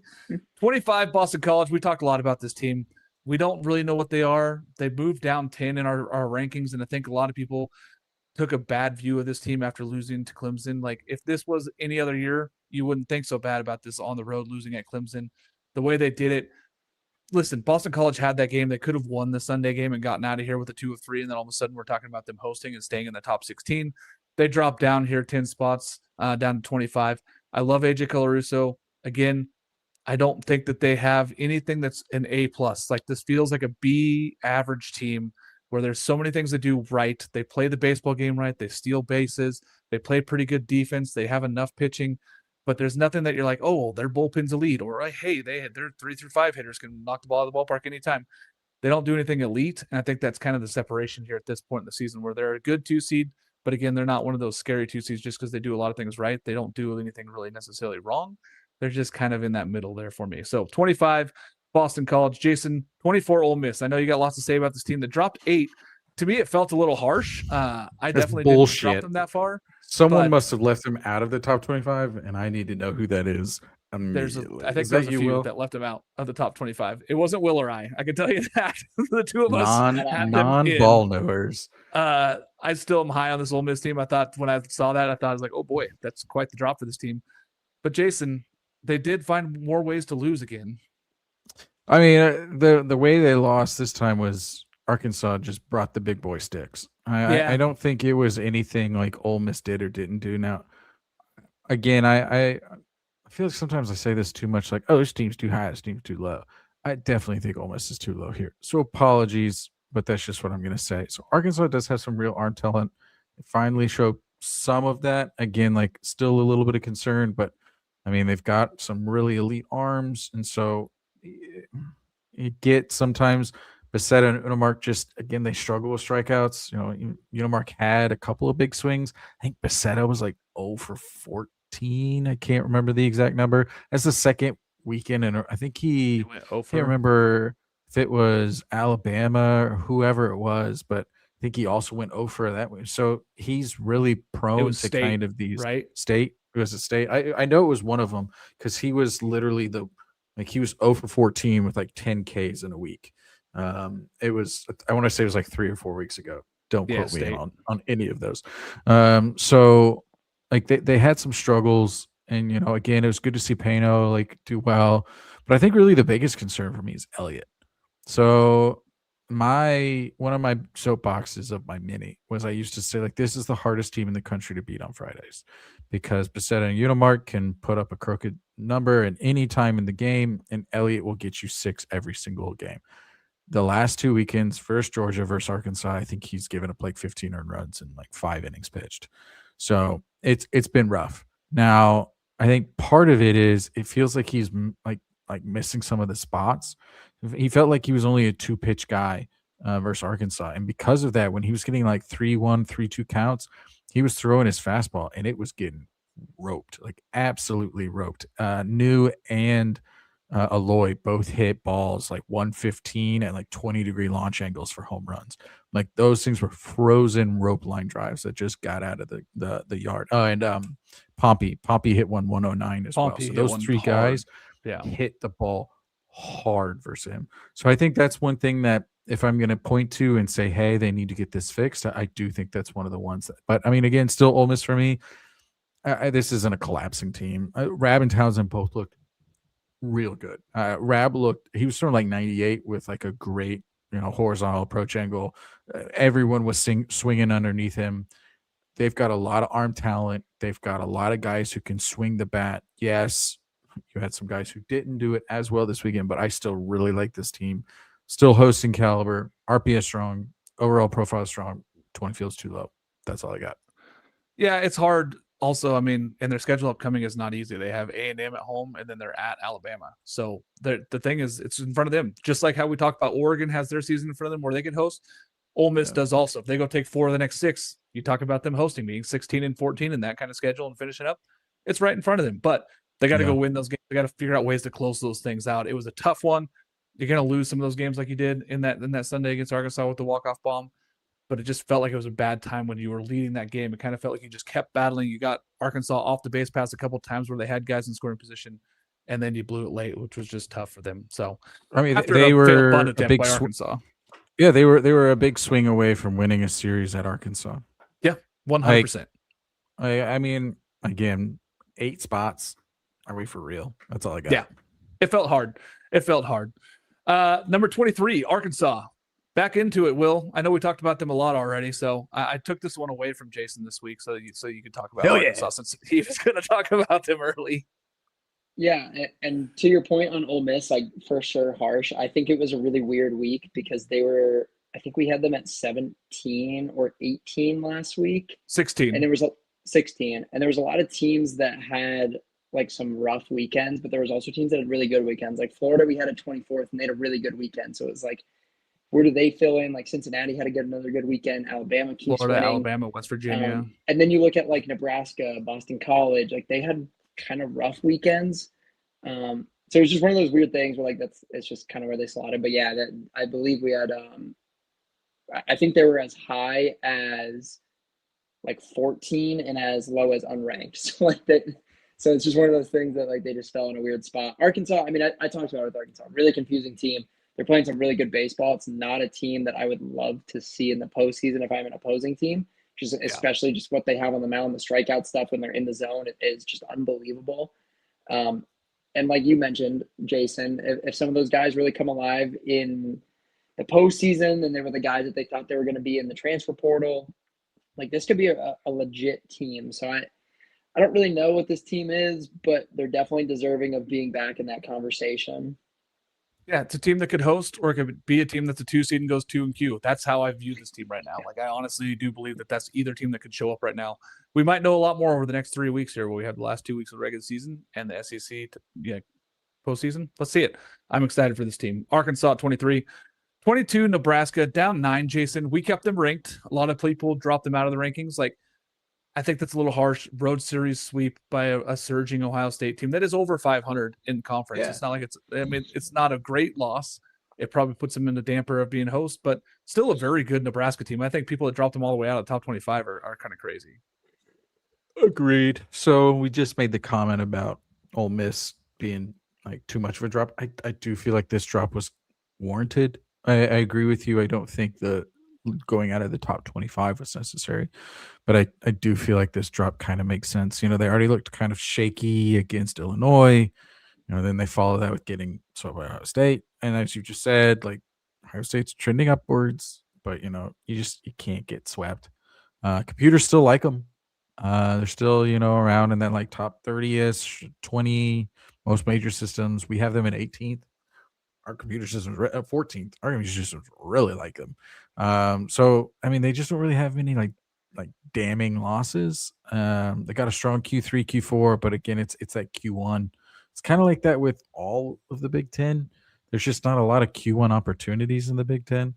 And really, for Nebraska, the issue's been the offense. I mean, they had a 417 OPS on the weekend. Yeah. 417. They hit 140. They had no home runs. They only had 13 hits. They had 13 hits in all 3 games. So, I mean, if you look at them, for them to do well, they have to get more out of Carey and Moyer. And those guys combined went 1 for 21. Will and I were on the Carey like bandwagon and I'm still like, I'm a conductor on it. But I do think, we're going to have to stop to get some water to heat the coal up for more. It's a little bit of a struggle right now. So I really like this team. I think they're really good. It was good to see Jassa. Jassa, again, he looked better. Walks came down a little bit. Blakovitz was solid. Yeah. But overall, the weekend was just kind of a drop, obviously. So for me, I don't think they're out of the host conversation completely, but I think they can't have any more slip ups in the Big Ten. Yeah, they have to go 6-0. I mean, honestly, that's kind of where they're at right now. They have to go 6-0 and probably win a game in the tournament, as they're going to get a bye and they're going to be in that Final Four. I think that's kind of where they sit right now, just because of the schedule. It's unfortunate, but that's what the schedule requires of them, is to go 6-0 here. No more slip ups is what they require. 21, we have Cincinnati. Listen, this Cincinnati team is playing good baseball right now. They're playing great baseball at the right time. They're moving up at the right time. They have a fairly easy schedule ahead of them with at Kansas State and then at home against Texas Tech to finish it out. They should win the majority of those games. They take 4 of 6. They're a 2 seed. Like, I don't see a way. We talked about how they could get in. Maybe they go 5 of the last 6 or 6 of the last 6 and then win the Big 12 tournament. That's how they could play their way to a host, but I don't see it happening.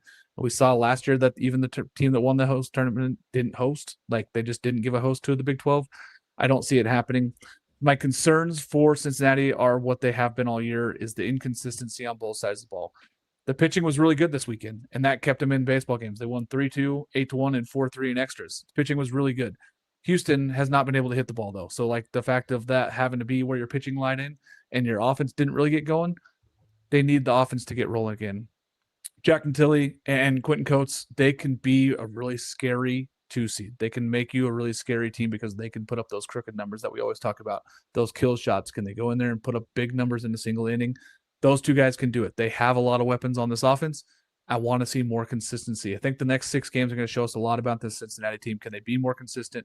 Can they go out there and play Bishop ball, do the bunting, do the stealing, and then get a big hit when they need it? They've been doing it the last 2 weeks. They need to continue it for the next 2 weeks. That's what I want to see from the Cincinnati team sitting here at 21. Number 20, Florida, up 4. Will, they deserve it. They took care of business. They should have swept. They could have swept, and they blew a lead late, which was, brutal after an Aiden King start that was another just electric Friday night start. And then they blew a lead late to Oklahoma, who finds ways to win. But, this Florida team, if they had swept, they would have jumped even more. Yeah, definitely. I mean, like I said, 10 minutes ago, this team is unbelievably confusing, leads the country in Q1 wins, but has some real blemishes on the resume. And like you said, that I mean, you get a start like that out of Aiden King, 10 strikeouts over 7 innings. He's unbelievable. You lose that game, really confusing. This series was a little bit weirder than I think the scores lead on. So obviously, the bullpen blows the game where Florida should probably take that one. And then you get into game two, and Liam Peterson was not good. A lot of walks. I think he gave up 4 or all 5 of the Oklahoma 5 runs. Big enigma. Luckily, the offense was really solid. They put up enough runs. And then game three, they got another really good start out of Sendifer. So, I mean, I just don't know what to make of this team right now. Sarawak had a really good weekend. I think he was 5 for 12 with 6 RBI or so, and just he's the guy that I feel like has a ton of ceiling that he can step into in the postseason. Again, this Florida team is unbelievably confusing. Can beat anybody and lose to anybody on any given weekend. This is a big win though, because Oklahoma also felt like one of those teams that if Oklahoma won that series, I feel like I would have walked away being like, okay, maybe Florida isn't that good. Yep.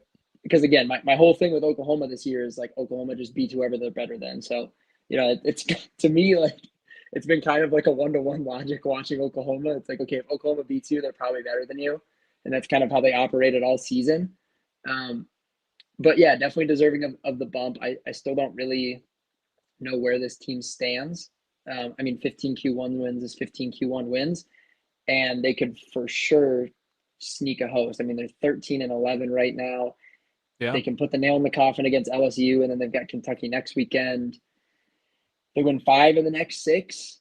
I think they're going to end up hosting. That's going to bump their RPI up. They're going to have a really solid Q1 record. They're going to be top 5 in the country in strength of schedule. So they've got a ton of things going for them right now, and that at the end of the day, they're just like a really confusing team. It's so funny to me because it feels like a team that's closer to a 2 seed than a 1 seed, but the schedule and everything in front of them says they could play to a 1 seed. They could play to being a host. And to me, it's like, yeah, it's a good 2 seed. It's not even like the best 2 seed, but they could play to being a host. That's honestly where their schedule is in front of them. They take care of business to LSU. They beat Kentucky. They're a host team. Like, honestly, if they win both those series, they're a host team. That's where they would be at for me with this Florida team. Alabama at 19 up 4 also. Jason, this team looked really good over the weekend. We know the issues with Vanderbilt, but it took a lot of guts to win that first game, and then they just continued to just pour it on the next 2. Yeah, it was a unique weekend because this was one of those games where the series started on a Thursday. So a lot of people were able to watch this one, and a lot of people saw Fennell kind of dominating at the beginning and then going out, I think, in the 6th, because I think he only had 70 like pitches. 5 1/3.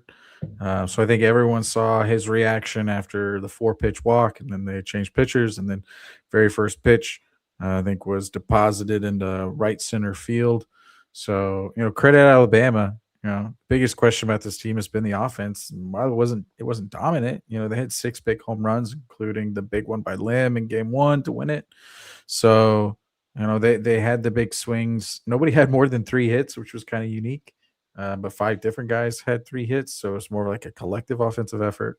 I already talked about, Lim. There was Hines and Holt. And Torres had some meaningful swing. You still trying to figure out what we're gonna do with LeBron. I mean, I think he was one of those mesh of individuals that had 3 hits. So I mean, he's still an all-world defender. He commits a lot of errors, but again, I think it's the same thing we talked about with Chalowski. It's like they just do such a good job of getting to the ball that they're going to commit more errors because they get to it than others do. So I'm not sure about LeBron. For me, it's just confusion because I think he's only hitting like 250 in SEC play. Don't quote me on that, but it's not good. But the pitching was strong. They had like a 2.67 ERA on the weekend. Upchurch, again, looked really good. There are some concerns giving up home runs, but you played Vanderbilt where they hit ball real far. Like that's kind of their offense. Like they just want to mash. But all of those rambling things said, they're top 5 in the RPI. What? Alabama is number 5 in the RPI. They have number 3 strength of schedule. I think they got like 13 quad 1 wins. I mean, their recent run differential is really been hurt by the Tennessee series and like their midweek game, I think, versus UAB. But I mean, their remaining schedule pretty manageable, and they could. I for me right now, it's hard to pencil them into a top 8, but I mean, they may be. It's just because, like, again, we talked about like one of those teams that was the highest ranking to not, and again, like the oddity that was 2021. But when you're like in that top 5, I mean, you're generally not only hosting, you're in that national seed host. So I don't know what to do with this team. For me, you talked about the team that's the most confusing. Alabama is the most confusing for me because there are weekends where they get swept by Kentucky, and we're like, holy shit, I guess that means Kentucky's really good. And Kentucky has some good, but they're not sweep Alabama good. And then they get swept by Arkansas, and it's like, holy shit, like, is Arkansas? Well, but then they sweep Florida, and then they sweep, I think, Auburn. They swept Auburn, like one of the best series wins of the year. And so, like, for me, I just don't know who the hell this team is. They have so many sweeps that I want to say that they're really good, but they also have so many been swept, and and the offense can go on such long droughts of like, what are they? That I think this number is about right, and I think the RPI is too high. It's a team that honestly could be a 2-Q or an Omaha team. That's kind of just the range of this team. Like the talent's there for Omaha, 100%. and they could also go in and the offense could struggle 2 days, and all of a sudden they're out. Like that's where this team could find themselves. I feel like we got a lot of those this year. West Virginia at number 18 up 4. Jason, they could be the same thing. Like, it was good to see Yell back though, man. And if he's going to be the Friday night guy for them going forward, this kind of makes him a little bit different. Yeah, I mean, for really, I talked with another West Virginia coach, and I was like, this is another team. I basically said to him, I was like, I don't know who y'all are. And he's like, well, we had 25 innings and we only gave up 2 runs, allowed 2 runs. So I think if they're able to get what they got from Chone and they got from Montesa, a good Sunday start. I think they were Sunday. I can't remember. I'm pretty sure they were a Sunday, Friday, Saturday, Sunday. And then, as you said, they got Yell. Yell was up to 94, 95 again. The first time he's really been like that since Baylor series. So to get that starting pitching, really that's going to be differentiate them. And they got some big hits. Like we talked about at the beginning, maybe of their run like 3 weeks ago, when it was like, how high is their ceiling? And we said, well, there's bullpen concerns and there's pop concerns. And I think the bullpen concerns are still pretty real. They really only go like 2-3 deep in the bullpen.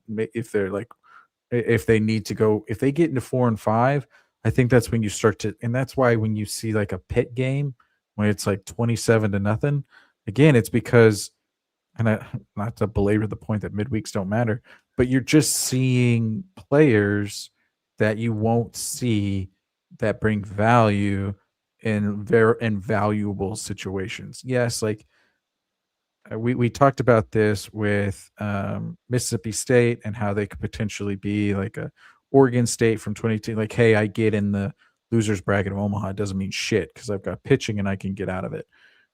Like West Virginia is not one of those teams. And so if they're off schedule, it's going to be really difficult for them. So if they're in a midweek game where they're basically already off schedule pitching wise, it's going to be a real struggle for them. So I think you see the ceiling for them, but I still think the floor is still pretty real for this team. Guzman went 5 for 10, 1,500 OPS. Kelly and Smith, they got 4 of the 5 home runs, just those 2 guys. Yeah. So, West Virginia, it's starting pitching. So the Kansas series is huge. Take 2 or 3 there. They could still be hosting. 100%. And same thing, like if they lose that series, then they're not hosting. And it's going to either be Arizona State or maybe, like we said, maybe Cincinnati somehow sneaks in. But I think at that point, you'd only be looking at Arizona State. Number 17, Will, USC stays right where they are and still no quad 1 wins. And they're not going to get one this weekend as they play Nevada. Yeah, they sweep Rutgers, and I do miss. I don't. Let's not forget, Rutgers is like 2-3 years removed from a 45-win season, winning the Big Ten in 2023. Like, they were unbelievable that year, and then since then it's been a very. Are all on great teams. Yeah, it's been a very aggressive downward spiral for the Scarlet Knights over the last couple of years, and USC just has really good pitching, and they held Rutgers to 4 runs in 3 games. So that's pretty much going to do it. But again, no Q1 wins. It kind of feels like they're at this point where these outside Big Ten wins, and then they lose the midweek to Irvine, who's a solid team, but it just doesn't move the needle for me. I feel like they're very comfortable right in that 17 range. I feel like that's not unfair to say that they're like in that 17 to 20. Big midweek with Fullerton this week. They've got a series with Nevada, and then they gotta show me something against Oregon to like really get into that conversation. Like, is the Big Ten gonna get too high? I guess if Oregon kind of handles them, they'll probably get 2 hosts. But if there's even an outside shot at 3, they got to show us something against Oregon. So I think that's kind of their last ditch effort. Like, they're probably going to sit between 17 and 22 over the next couple of weeks, and that's just kind of going to be where they're at. They're probably going to be a really scary 2 seed because of that frontline pitching. Yeah, I think that it's just right there, right? Like, we know what the pitching is, we know what the hitting isn't, and that's kind of where they sit. And can they go out? Their only chances of quad 1 is going to be that last series against Oregon.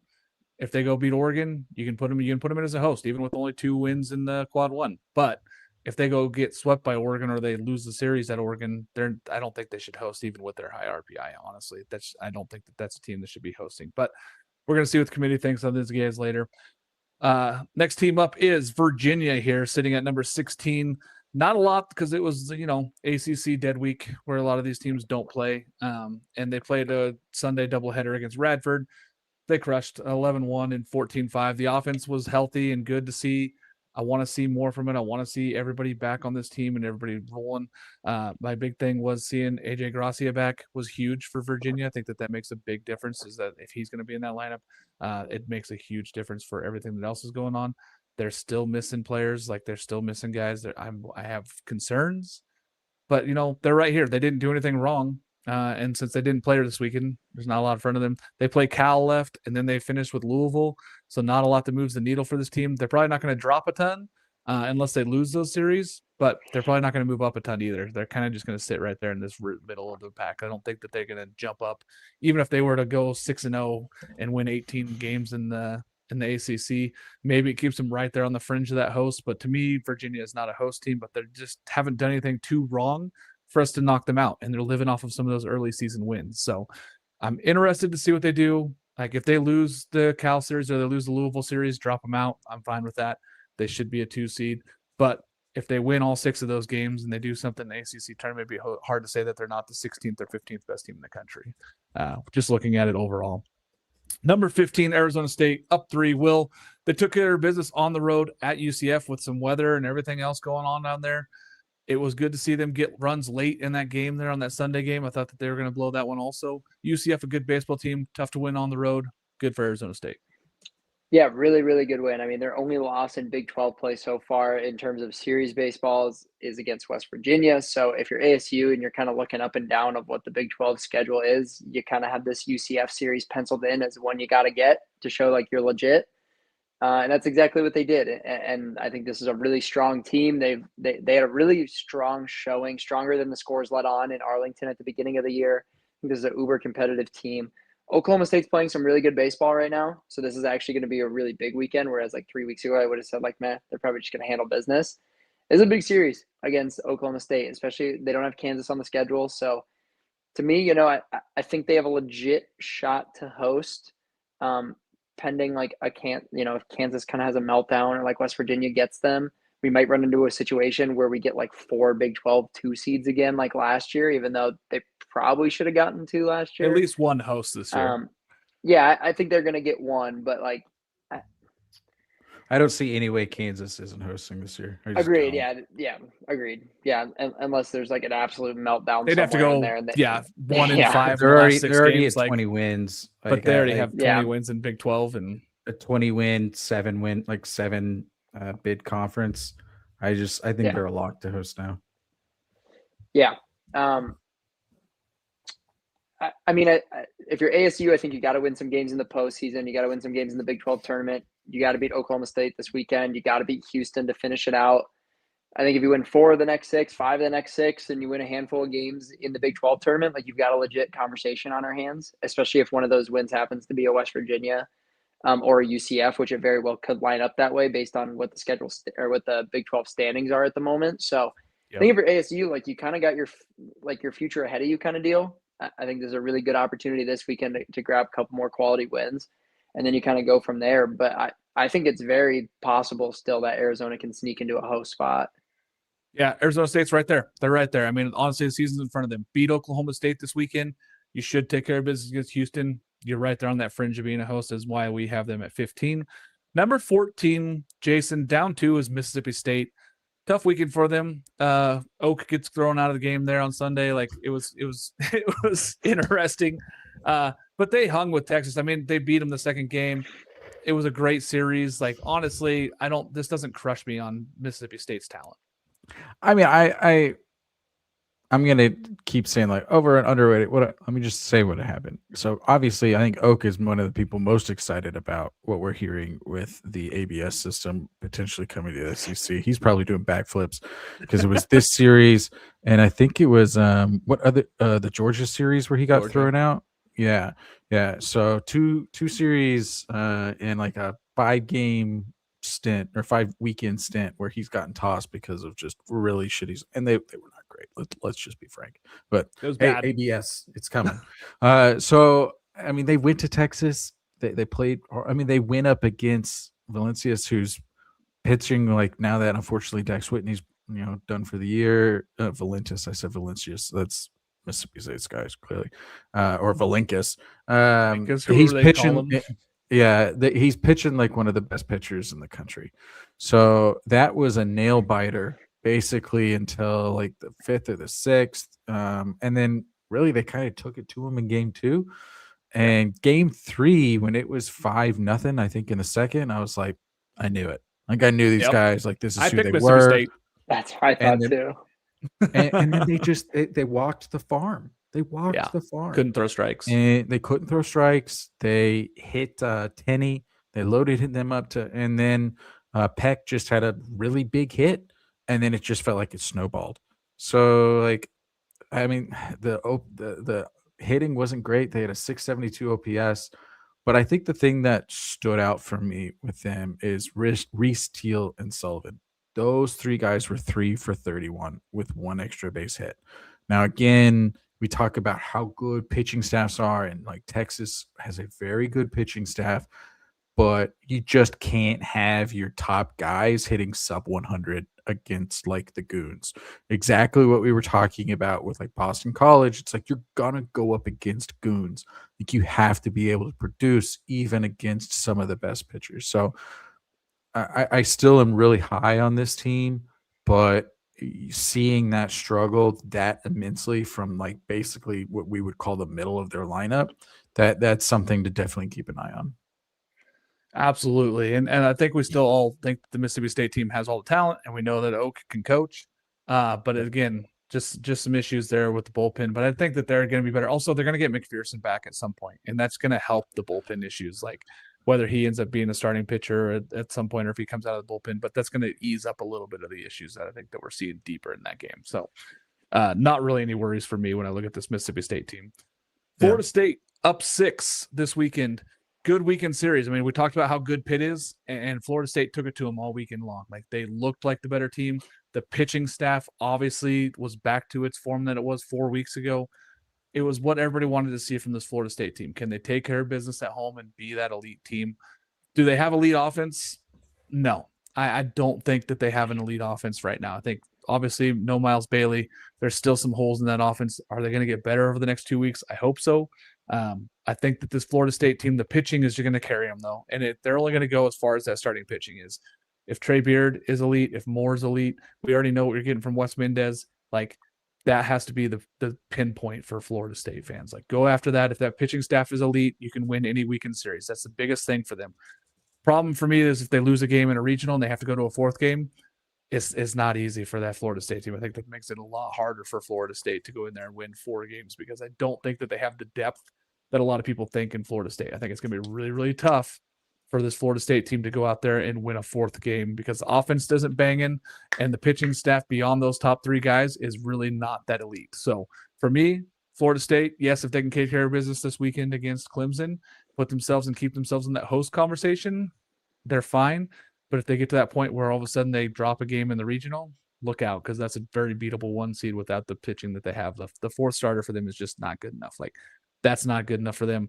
They don't have the offense to go bang with some of these SEC teams. So if an SEC team like a Florida, if they don't host and somehow they get put in that Florida State regional, that would be like one of those teams that you're like, okay, that's kind of scary. Ole Miss getting put in the Florida State regional is another team that could be, that I've had penciled in that one.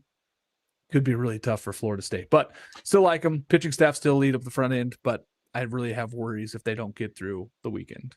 And the nice thing about Florida State and Florida is they played each other in the midweek 3 times. So the committee has shown that they really don't like to pair like teams up. That's so why I had Ole Miss in that one. Yeah, yeah, and I think both of them are going to be hosting.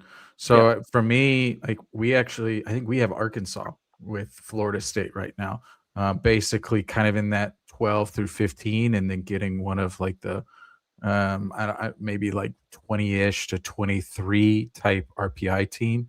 So I think that's the matchup we have, which I honestly like. I would love to see that, not as an Arkansas, but just like as a baseball fan, because I think Florida State would like to see that because they're pitching against that offense. I think they, especially lefties, Arkansas doesn't hit lefties well. I think they could do pretty well. I agree. And that, I mean, like I said, same reasoning why I had them against Ole Miss, just because Ole Miss is in that same realm, and it's kind of in that same shoot. I mean, that's 100%. Why we have Ole Miss and Arkansas in that same. They're 1 rank apart from each other, so same spots there.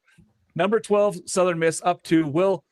They've looked like a better team as of late. The last 3 weeks, they've actually looked like a better team. They look like they're more solid. They look like they've kind of found themselves, but it's not really a scary team, and they kind of just keep getting the benefit of winning, and it's not great wins.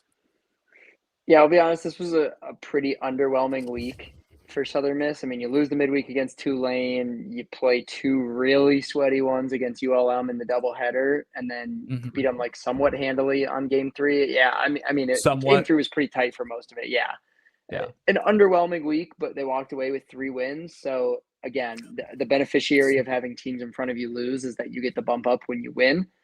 And this is a team that's kind of staring in the face of 22 plus Sun Belt wins. I always hate to make these statements. Jason says it too occasionally. Like, we hate to make these statements. Feel like they're like a little bit on like cruise control of like, let's just go get Coastal in the conference tournament kind of deal. Georgia Southern is feisty. I mean, that's their last series, but it's at the Pete, and they're like unbelievable at the Pete. I think they're going to handle James Madison this week. But they're 20-5 at home. Like, I have a feeling that they're going to handle business the next 2 weekends, finish with 22 plus Sun Belt wins going into the conference tournament. And then whoever they draw is whoever they draw. But do not be surprised to see Southern Miss and Coastal in that finals. And I mean, Sun Belt should probably get 2 hosts again. You know, say what you will about, you know, the underwhelmingness at times in Sun Belt play, but you look at the non-con wins, you look at the resume. You're probably looking at their resume is pretty similar to what it was last year. I think it's really tough in a year. Better than it was last year, even. Agreed. I think it's really tough to say that this team doesn't deserve a host, even with considering that the Big Ten might get 2 and that the Big 12 might get 2, especially considering that the Big 12 had 0 last year. I find it hard to believe the Sun Belt doesn't get 2 again this year. I really do. And, you know, pending some disaster, even if, you know, Southern Miss runs all the way to the Sun Belt championship and then loses to Coastal in the championship, I think we still get them as a host.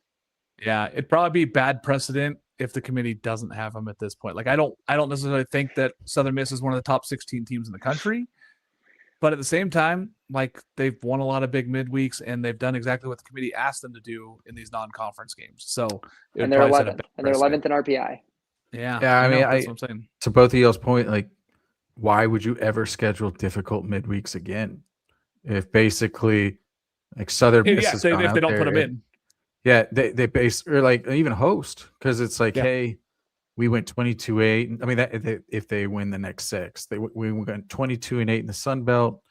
Like, we had the hardest schedule in the country from a non-con perspective. We basically put this sign out in our front yard that said, like, fight me wherever. And like that, I just don't see how you don't reward that. Like, I am in agreement with both of y'all. I don't think they're a top 16 team.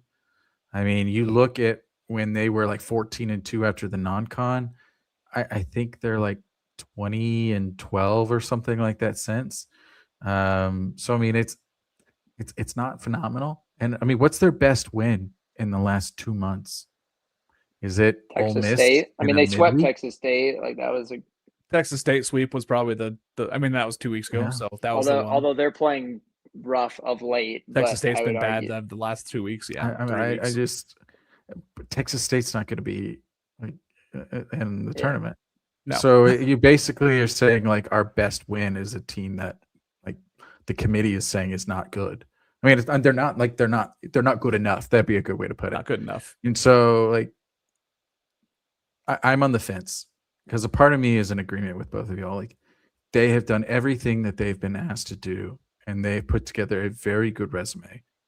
How do you basically say like follow these 10 steps and you'll do great? And they follow every single one of them, and then they go, oh, but LSU looks pretty good. Like I think that's one of the things where you have to reward it. Otherwise, you just you lose your system. Yeah. And we can talk about it when we get to Coastal too. But I think you have essentially the same argument with Coastal. To be honest with you, what's Coastal's best win in the last 2 months? Wake, Texas a 2-1 State game against a 2-1 game against Wake. They also Texas lost to Wake State. 2-1. Yeah, exactly right. And like you have lost to Campbell. The non-con wasn't overly impressive. I mean, you beat Ole Miss, but you lost to NC State, you lost to UTSA, you lost to Texas, you lost to Illinois. Like I think you can make the exact same argument for Coastal as Southern Miss, and I think if you put in one, you have to put in the other.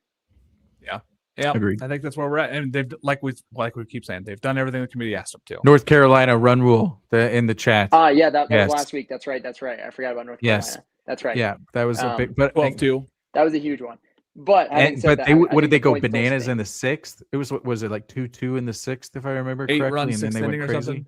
Yeah. But I mean, hey, it's a 9-inning game. Play all 9 innings.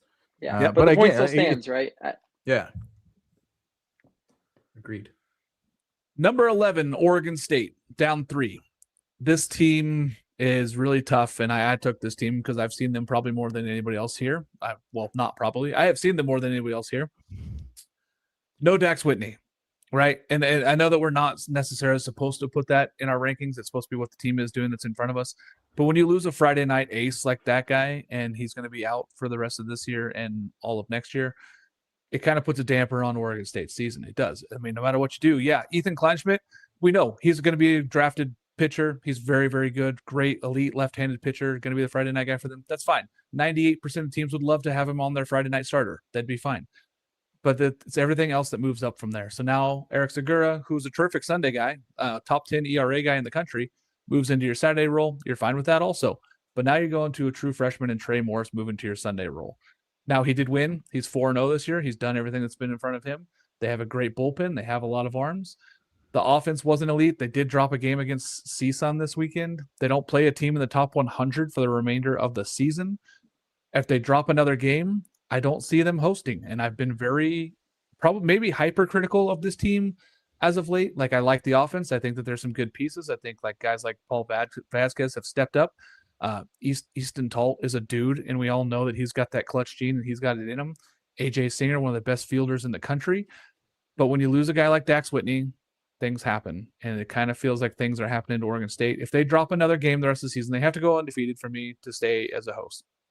Now, can they get back to national seed? I don't think so, because of the fact of what's in front of them. RPI is not going to help them. They don't play anybody in the top 100. I still think they're an elite team as far as a full team goes, but they don't do anything great. It's a lot like Boston College, where when they had Dax Whitney, you could say, hey, that weekend starting rotation is elite. Now it's really good, but it's not elite without Dax Whitney. And so for me, Oregon State here at 11 kind of just shows the kind of trends where if they lose another game the remainder of the season, they are not a top 16 team. And I think that they drop out.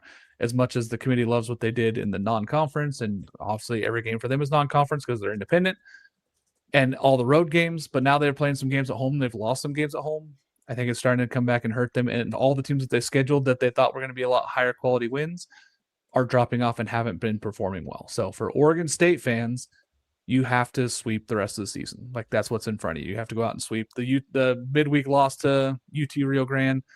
the Friday night loss to CSUN did not help your chances at all. So you can't lose another game if you're Oregon State. Can they sweep? They absolutely can. They have the talent to go out there and sweep the rest of the season, but they have to do it, and it's in front of them now. So 11th ranked Oregon State. Number 10 is Oregon. One question came from Yeah. Sunday for Oregon State. He said Oregon State is interesting, just 2 quad 1 wins and haven't looked very good. He said the metrics love them, but my eyes don't. So I think that kind of just agrees with what you said. And I mean, they're a team that put their as someone who has gotten like the most shit thrown at them from the Oregon State fan base, I'm not very well beloved by that fan base. They every single time was like pitching was championships, pitching, and like doesn't matter that our hitting is in the 40th percentile, pitching. Well, I mean, if that's what you like put your hat on and you just lost the best pitcher in baseball, like I agree with you, it does have an impact on it. Now the nice thing is they still have great players behind him, but the ceiling is absolutely adjusted. Yeah, it moves from a team that you're like, hey, if they're healthy as an Omaha team, to a team that's like they're going to struggle to get through a regional without Dax Whitney. I mean, that's just the realities of it. I think they need to go 3-0. I really do. Similar to what you were talking about with Florida State, if they get in that losers bracket, like that 4th or 5th games, like it'll be like basically just a bullpen game. They'll throw a starter and then maybe like try to throw in like guy get into 2 innings and maybe try to bring in like a Segura or Kleinschmidt back to like get the last 3 or 4 innings. Like it's probably how they'd have to try to round it up. So it'll be hard for them. Yeah, I agree very much so.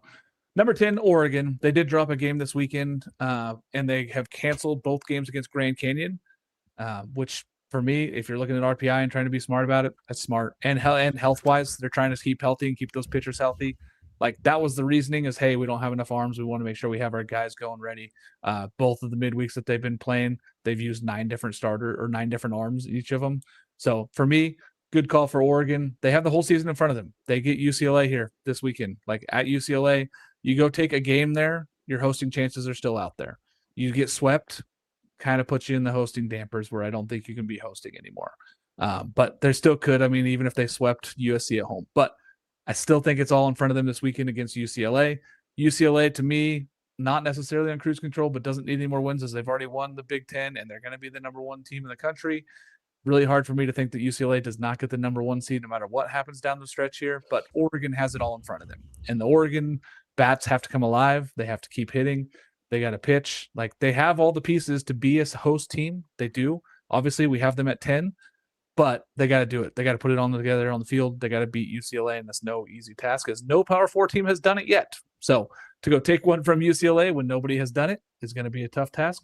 But I think that Waz and crew at Oregon believe that they can, and I think that they can go take one game, and it puts them in a conversation where if they sweep USC to end the season, they're a host team. So as an Oregon fan, if you're out there, guess what? You got to win one game this weekend and feel really good about yourself.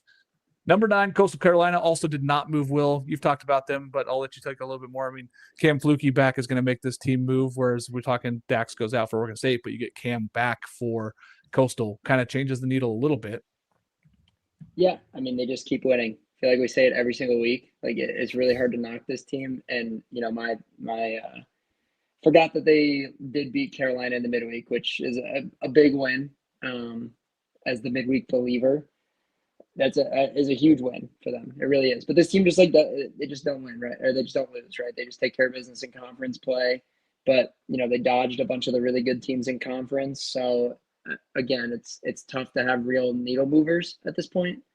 I think they're comfortably a top 10 team through this thing and go in the Sun Belt tournament. And depending on what shakes out, maybe they have a shot at a national seed, especially being, coming from the national championship series last year. So I think Coastal's got a bright future ahead of them, especially with Fluke coming back into the fold. Got to watch out for this team. I mean, they're really, really fun to watch. So, but again, they really just keep winning. I don't have a ton to say again with them. We talked about Fluke's return in the last 3 weeks. That's huge for them, especially down the stretch, kind of the inverse of the Dax Whitney thing. You get that ace back and you're like, oh shoot, this team can legit make a run now, especially the way with guys of like Luke Jones and Darren Horn, the way that they've been throwing. I think they've got a lot of really good pieces across the board. Absolutely. I mean, they can. That's the thing. And maybe this season without Cam, all of a sudden those bullpen arms got a ton more innings, just like we talked about with Mississippi State, where they got a ton more innings. That's kind of what happened with them. So Coastal at number 9, number 8, Kansas. And I'm glad to see them here in the top 8. Honestly, I think that they are right here. I think that this is where they are. They're one step behind the next teams that we're going to talk about. They're just one tier behind those guys, but they've played their way to being worthy of being a national seed. They honestly are a national seed to me right now. Winners of 21 of the last 22 games. That's no fluke. That's really hard to do in baseball, is to go out and beat the teams that are in front of you. And they beat the best teams that are in their conference. Like they haven't played Arizona State, but they've beat the UCFs. They've gone out there and they beat the Cincinnatis. They've gone out there and they've beat their in-state rival. They've beat Nebraska. Like, when you're going out there and beating these really good teams and consistently doing it in a lot of different ways, I'm impressed by them. And the fact is, now they have a Friday night ace in Dom Vagley. Like, he's back. Welcome back. He's there. He's the Friday night ace. They have pitching. They have a ton of guys that have experience. There are a bunch of guys that are hungry to win baseball games. They want to host at Hoagland. Lawrence is going to be awesome. That's good. Hoagland's going to be a fantastic host site. I'm with Jason. I 100% have them in hosting. It's going to be a terrific atmosphere. And I hope that they get the national seed. If they could take better business this weekend, they got West Virginia. All of a sudden, I think that you're locked in because they have BYU to end it. They're a national seed. But I think that they're a host team no matter what. This team does a lot of things right. I've talked ad nauseum about the offense. The offense is elite. I mean, honestly, the numbers that they've been putting up lately, 11, 7, 4. Like, the 4 wasn't huge, but it was big clutch hits. And then the rest of the weekend, they really just hammered the baseball. And that's what this team can do. They can hammer gaps. They can hammer home runs. They are a big hitting team. They pitch enough, and they have really good Friday night starter. It's what you want to see from a team that could be an Omaha-type team. Have a great Friday night starter, have a really good bullpen, have guys that can drive the ball in the gap. That's what Kansas is in a nutshell for me. So Kansas at 8, very well deserving to be there, and I think that what they've done is just fantastic. So congrats to Fitz. I'm sorry. We quickly jumped to Kansas, and we went away from – someone asked a question about Coastal or USM winning the tournament. It was Coastal versus Clemson because they're going to be playing this the midweek. Oh, Coastal and Clemson. I don't think it does anything for either team. I mean, honestly, it doesn't do anything. The midweek, it honestly doesn't matter because Clemson's out. Okay. Clemson's not in, and for me, Coastal doesn't have to win it. It doesn't really do anything whether it changes their outlook. I mean, it might look bad for them to lose a game, but I don't think it changes the fact. I don't think they're going to be a national seed. Can I say something insane? Yeah. Clemson's RPI isn't atrocious, though. That's why I don't think it really hurts them. Yeah. Is that where you're going with this? Yeah. I mean, like, there's a effed up world where Clemson could still potentially get in. Like, they only have 7 wins in conference, though. No, I think 30th. They have 8. They have 8. They have 8 wins now. If they go 5-1 and they get to 13 and they're 30th, they're 31 or they're 41 in RPI. If they're low 30s, they're getting in. I mean, that's just the way they've done it. 32 and below, power 2 conference, 100%.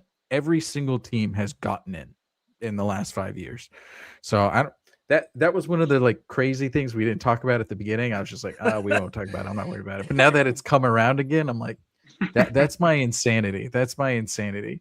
Is I think there is still some ripple in the ethos that if a rock is thrown at just the right angle, you could see Clemson still getting in. And their RPI is going to jump with the 2 teams they have left. Yeah.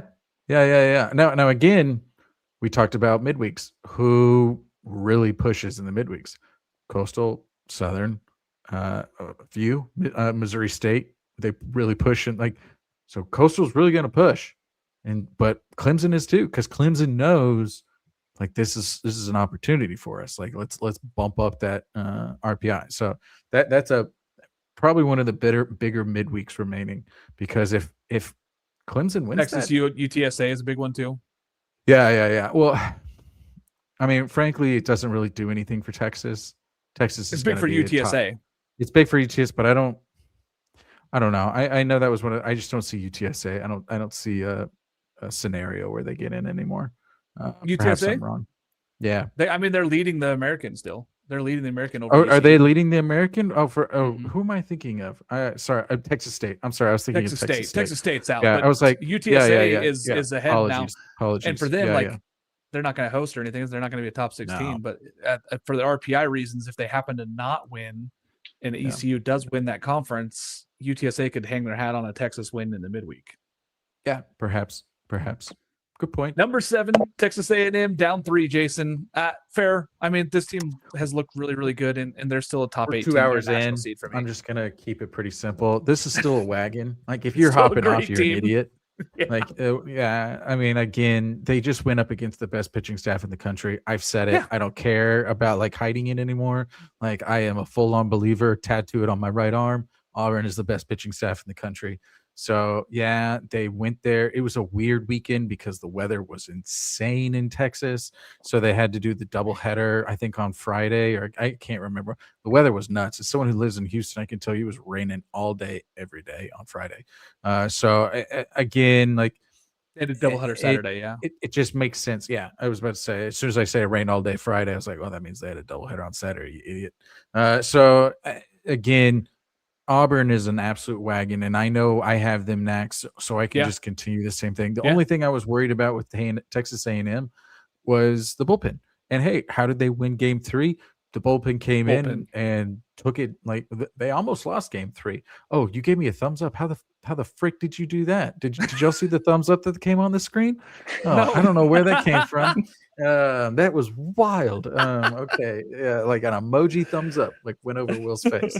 I don't know what just happened. Apologies. We're 2 hours in. I'm seeing colors. Gets wacky on Monday nights, boys. Yeah. So I mean, for me, if you are trying to make some declarative statement about Texas A&M from this, like you don't know ball. I don't say that like very frequently, but I'm going to say it here. If you're like, oh, this just means that, that Texas A&M team, like they ain't what them prognosticators thought they could be. No, they're good. They're good. Relax. All of these top 7 teams to me should be national seeds, Jason. And that's where I feel. I honestly feel that way on all 7 of these teams should be. Now they may drop out in the next couple of weeks, but I feel with you. Auburn's a great team. I had them ranked at 4 this week, and they're at 6 in our poll. Stamp of approval. And that's again, is Auburn next? Is that who I had next? Yep. Yeah, Auburn's at 6.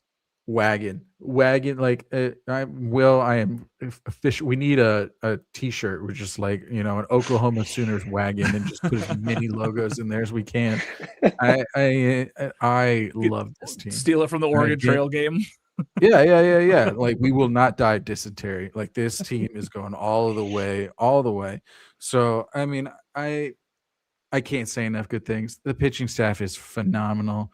The hitting, Freilich had a big bomb. Like again, like if they can just get those like 2 to 3 guys, like the Terrells or the Freilichs, like if they can just get them to be somewhat consistent to like 4 or 5 RBIs a weekend. I know that's a good weekend, but still, you know what I mean? Like that they'll take them to the next level, because you're just not going to score 5 runs a game against Auburn. You're just not. You're going to have 2 games where you're scoring somewhere between 2 to 4. And so if you could just get me 5 runs a game, 5+ runs, we'll win every series. Like just put it in ink. So I really like this Auburn team. I don't know what they'll look like off schedule, but they have 4 starters. So we were talking about with Florida State. It's like, what are they going to do if they get in the loser bracket? Auburn will just be like, oh, well, that's why we got 4 starters. Now it may make it to where like they're a little bit wonky in terms of those bridge innings, because that's where they've used like Sanders. It's like, hey, bridge it to the end. And so then it's like, okay, well, now we need to bring in a guy for that, maybe like 6 through 8. But I think they're good enough to where it won't really matter. Just get some hitting and they'll be fine. They'll be cake.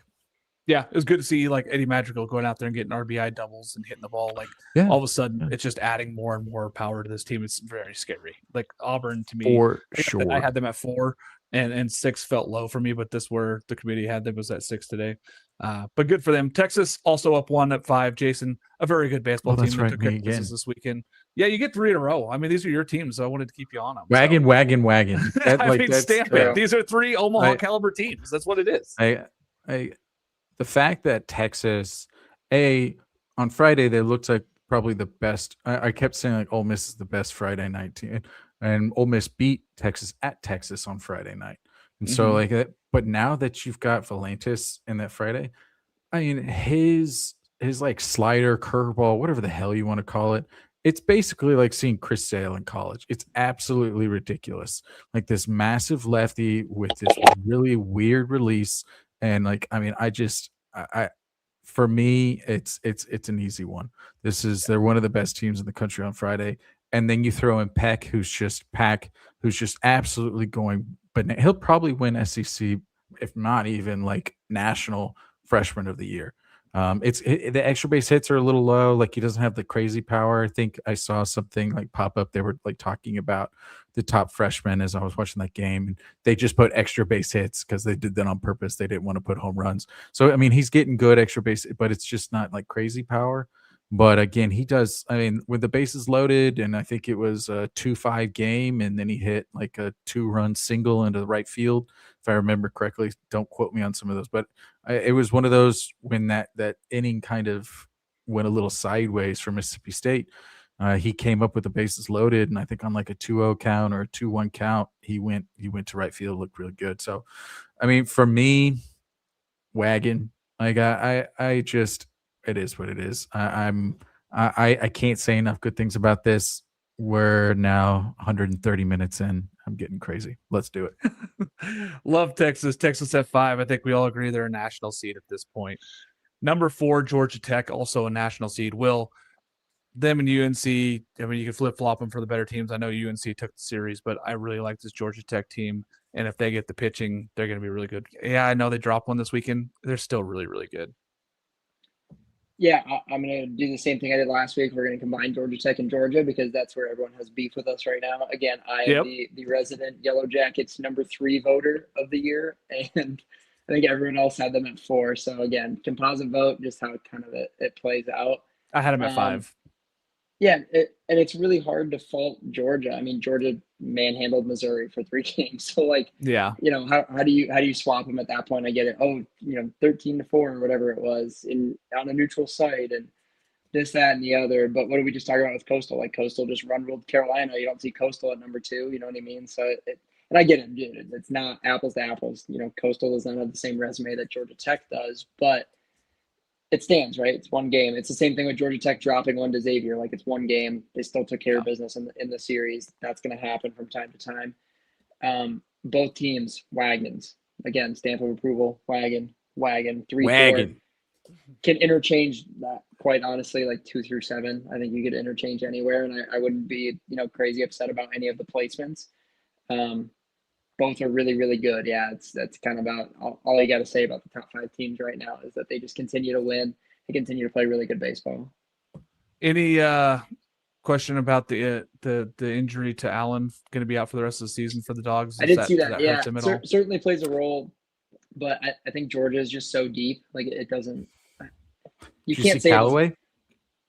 Callaway got like his first start of the season, and I mean, again, it was a bounce house bomb, but I mean we talked about this at the beginning of the year. The fact that he could just come in and just do that is crazy. Yeah. I mean, like we talked about at the beginning of the year. Their B team, like in my opinion, could have been ranked. I mean, they brought in so much talent. Now it's really hard to replace Allen, but you also have a shit ton of talent on the bench for them. So if there's any team that could replace that kind of production, it's them. Yeah, I agree. Number 2, UNC. Again, they had the weird off week, so no real movement there for them. They've got the season ahead of them. If they take care of business and just don't get swept, they're a national seed. Honestly, that's where they're at. This is a UNC team that we know what they are. We know what they have on the pitching side. The offense has come alive. There's games where they look really, really good. There's times where the offense doesn't look great, but you can say that about any of these top 25 teams. That's where we're at on them. And then number 1, UCLA. Again, really, really good team. There's no really worries. They've already won their conference with 2 weeks left. It's insane what they're doing. Like the fact that they have 4 losses and all of them are against mid-majors, it just kind of tells you where this team is. And I think at this point, if you're looking at them going, hey, if they don't make it to Omaha, it's kind of like an upset. Yep. Good at ball. So, it's all that's left to be said. 24-0. Like there are no superlatives. They're just good. Rock Chalowski. I don't think we've talked enough about him, but I think he's starting to get into like that. Okay, is he going to go back and be one of the Golden Spikes finalists again? Have they announced the semifinalists? I can't remember if they have or not. No, I don't think they so. announced like the first cut of guys, but they haven't announced the semifinalists. So but I mean, he's honestly, up to like 18 home runs now, I think. Yeah, like if he gets to 20 bombs, he should be in the conversation. I think it's probably going to be like Tag Davis and Landon Hairston. Give me Landon. And give me Tag, give me Landon, and give me Rock. Honestly, those three. That's what I'm thinking. Yeah, give me those three. Like I would have said a month ago, you could have put Quentin Coates in that conversation, but he's kind of cooled off quite a bit. And but the fact is, you're the number one player on the number one team in the country, and you also play probably the best shortstop in the country. You probably should be up for the Golden Spikes Award. Like you are the best player in college baseball. So Colin Ritchie for Oklahoma State, I think, is a dark horse. He's got 25 bombs now. Yeah, he's got 25 and I think he had 4 or 5 versus TCU. I think he had the game tire in game 3, and then the game winner on Sunday. So love it. Final thoughts, boys, as we head in. We have our top 25. I know we've been doing this for 2 hours and 15. Every single Monday is going to be like this now, folks. So if you're joining us, be prepared. You might want to join us halfway through if you want to hear top 25, but really it's 2 hours and 15 minutes of good talking. Will, final thoughts? Always a pleasure. A lot of wagons this year. A lot of wagons in a year where there's a lot of mush. There's also a lot of wagons. So it's going to be a really fun postseason. It really does feel like these top 7 teams have separated themselves. Now that's kind of where the cream has risen. It's like these are the top 7 teams. Kansas is getting real close, but I still have a few minor concerns. But again, I still think even they're a decent step behind. Yeah, that's what I'm saying. Like there's still that gap there between 8 and 7, but those top 7 are so good. Final thoughts, Jason? Nothing really. I think I'm excited to see what happens with these conference tournaments, because I think you're going to have a lot of teams who don't give a shit, but I think you're also going to have some teams in the SEC and the ACC and the Big Ten that are all going to be going like, hey, like, can we host? Or, hey, we had 12. I think there's going to be a really unique discussion. And then you also have, we talked about it with the SoCon, and we talked the Sun Belt, and we talked about Conference USA. You have all of these conferences that are trying to go for 1, 2, 3 bids. Like, what's going to happen in their tournaments? Because could you imagine if, again, I mean, we talked about Big Ten, if Purdue wins it, and now there's 5. Like, there's going to be some really good teams, or maybe not. Like, there's going to be some teams with some resumes that traditionally get in that I think are not going to get in. Yeah, like if UCSB loses out on Big West and Cal Poly ends up winning that, that's a really good team with a really good resume and a really good strength of schedule and RPI that may be on the bubble out. Like that's kind of where we're Nobody wants to see Flora. Nobody wants to see that in that 2-3. No. Hell no. Hell no. That 2 seed is like, yeah, they're good. No, thank you. No, thank you. Hard pass. Yeah. Well, that's all for us on Monday night, folks. Thanks for joining us. We'll be back again Wednesday for the weekend preview and then Saturday morning for the live shows. Thanks so much for Jason, Will, and myself. We'll see you guys again next Monday for the top 25 again.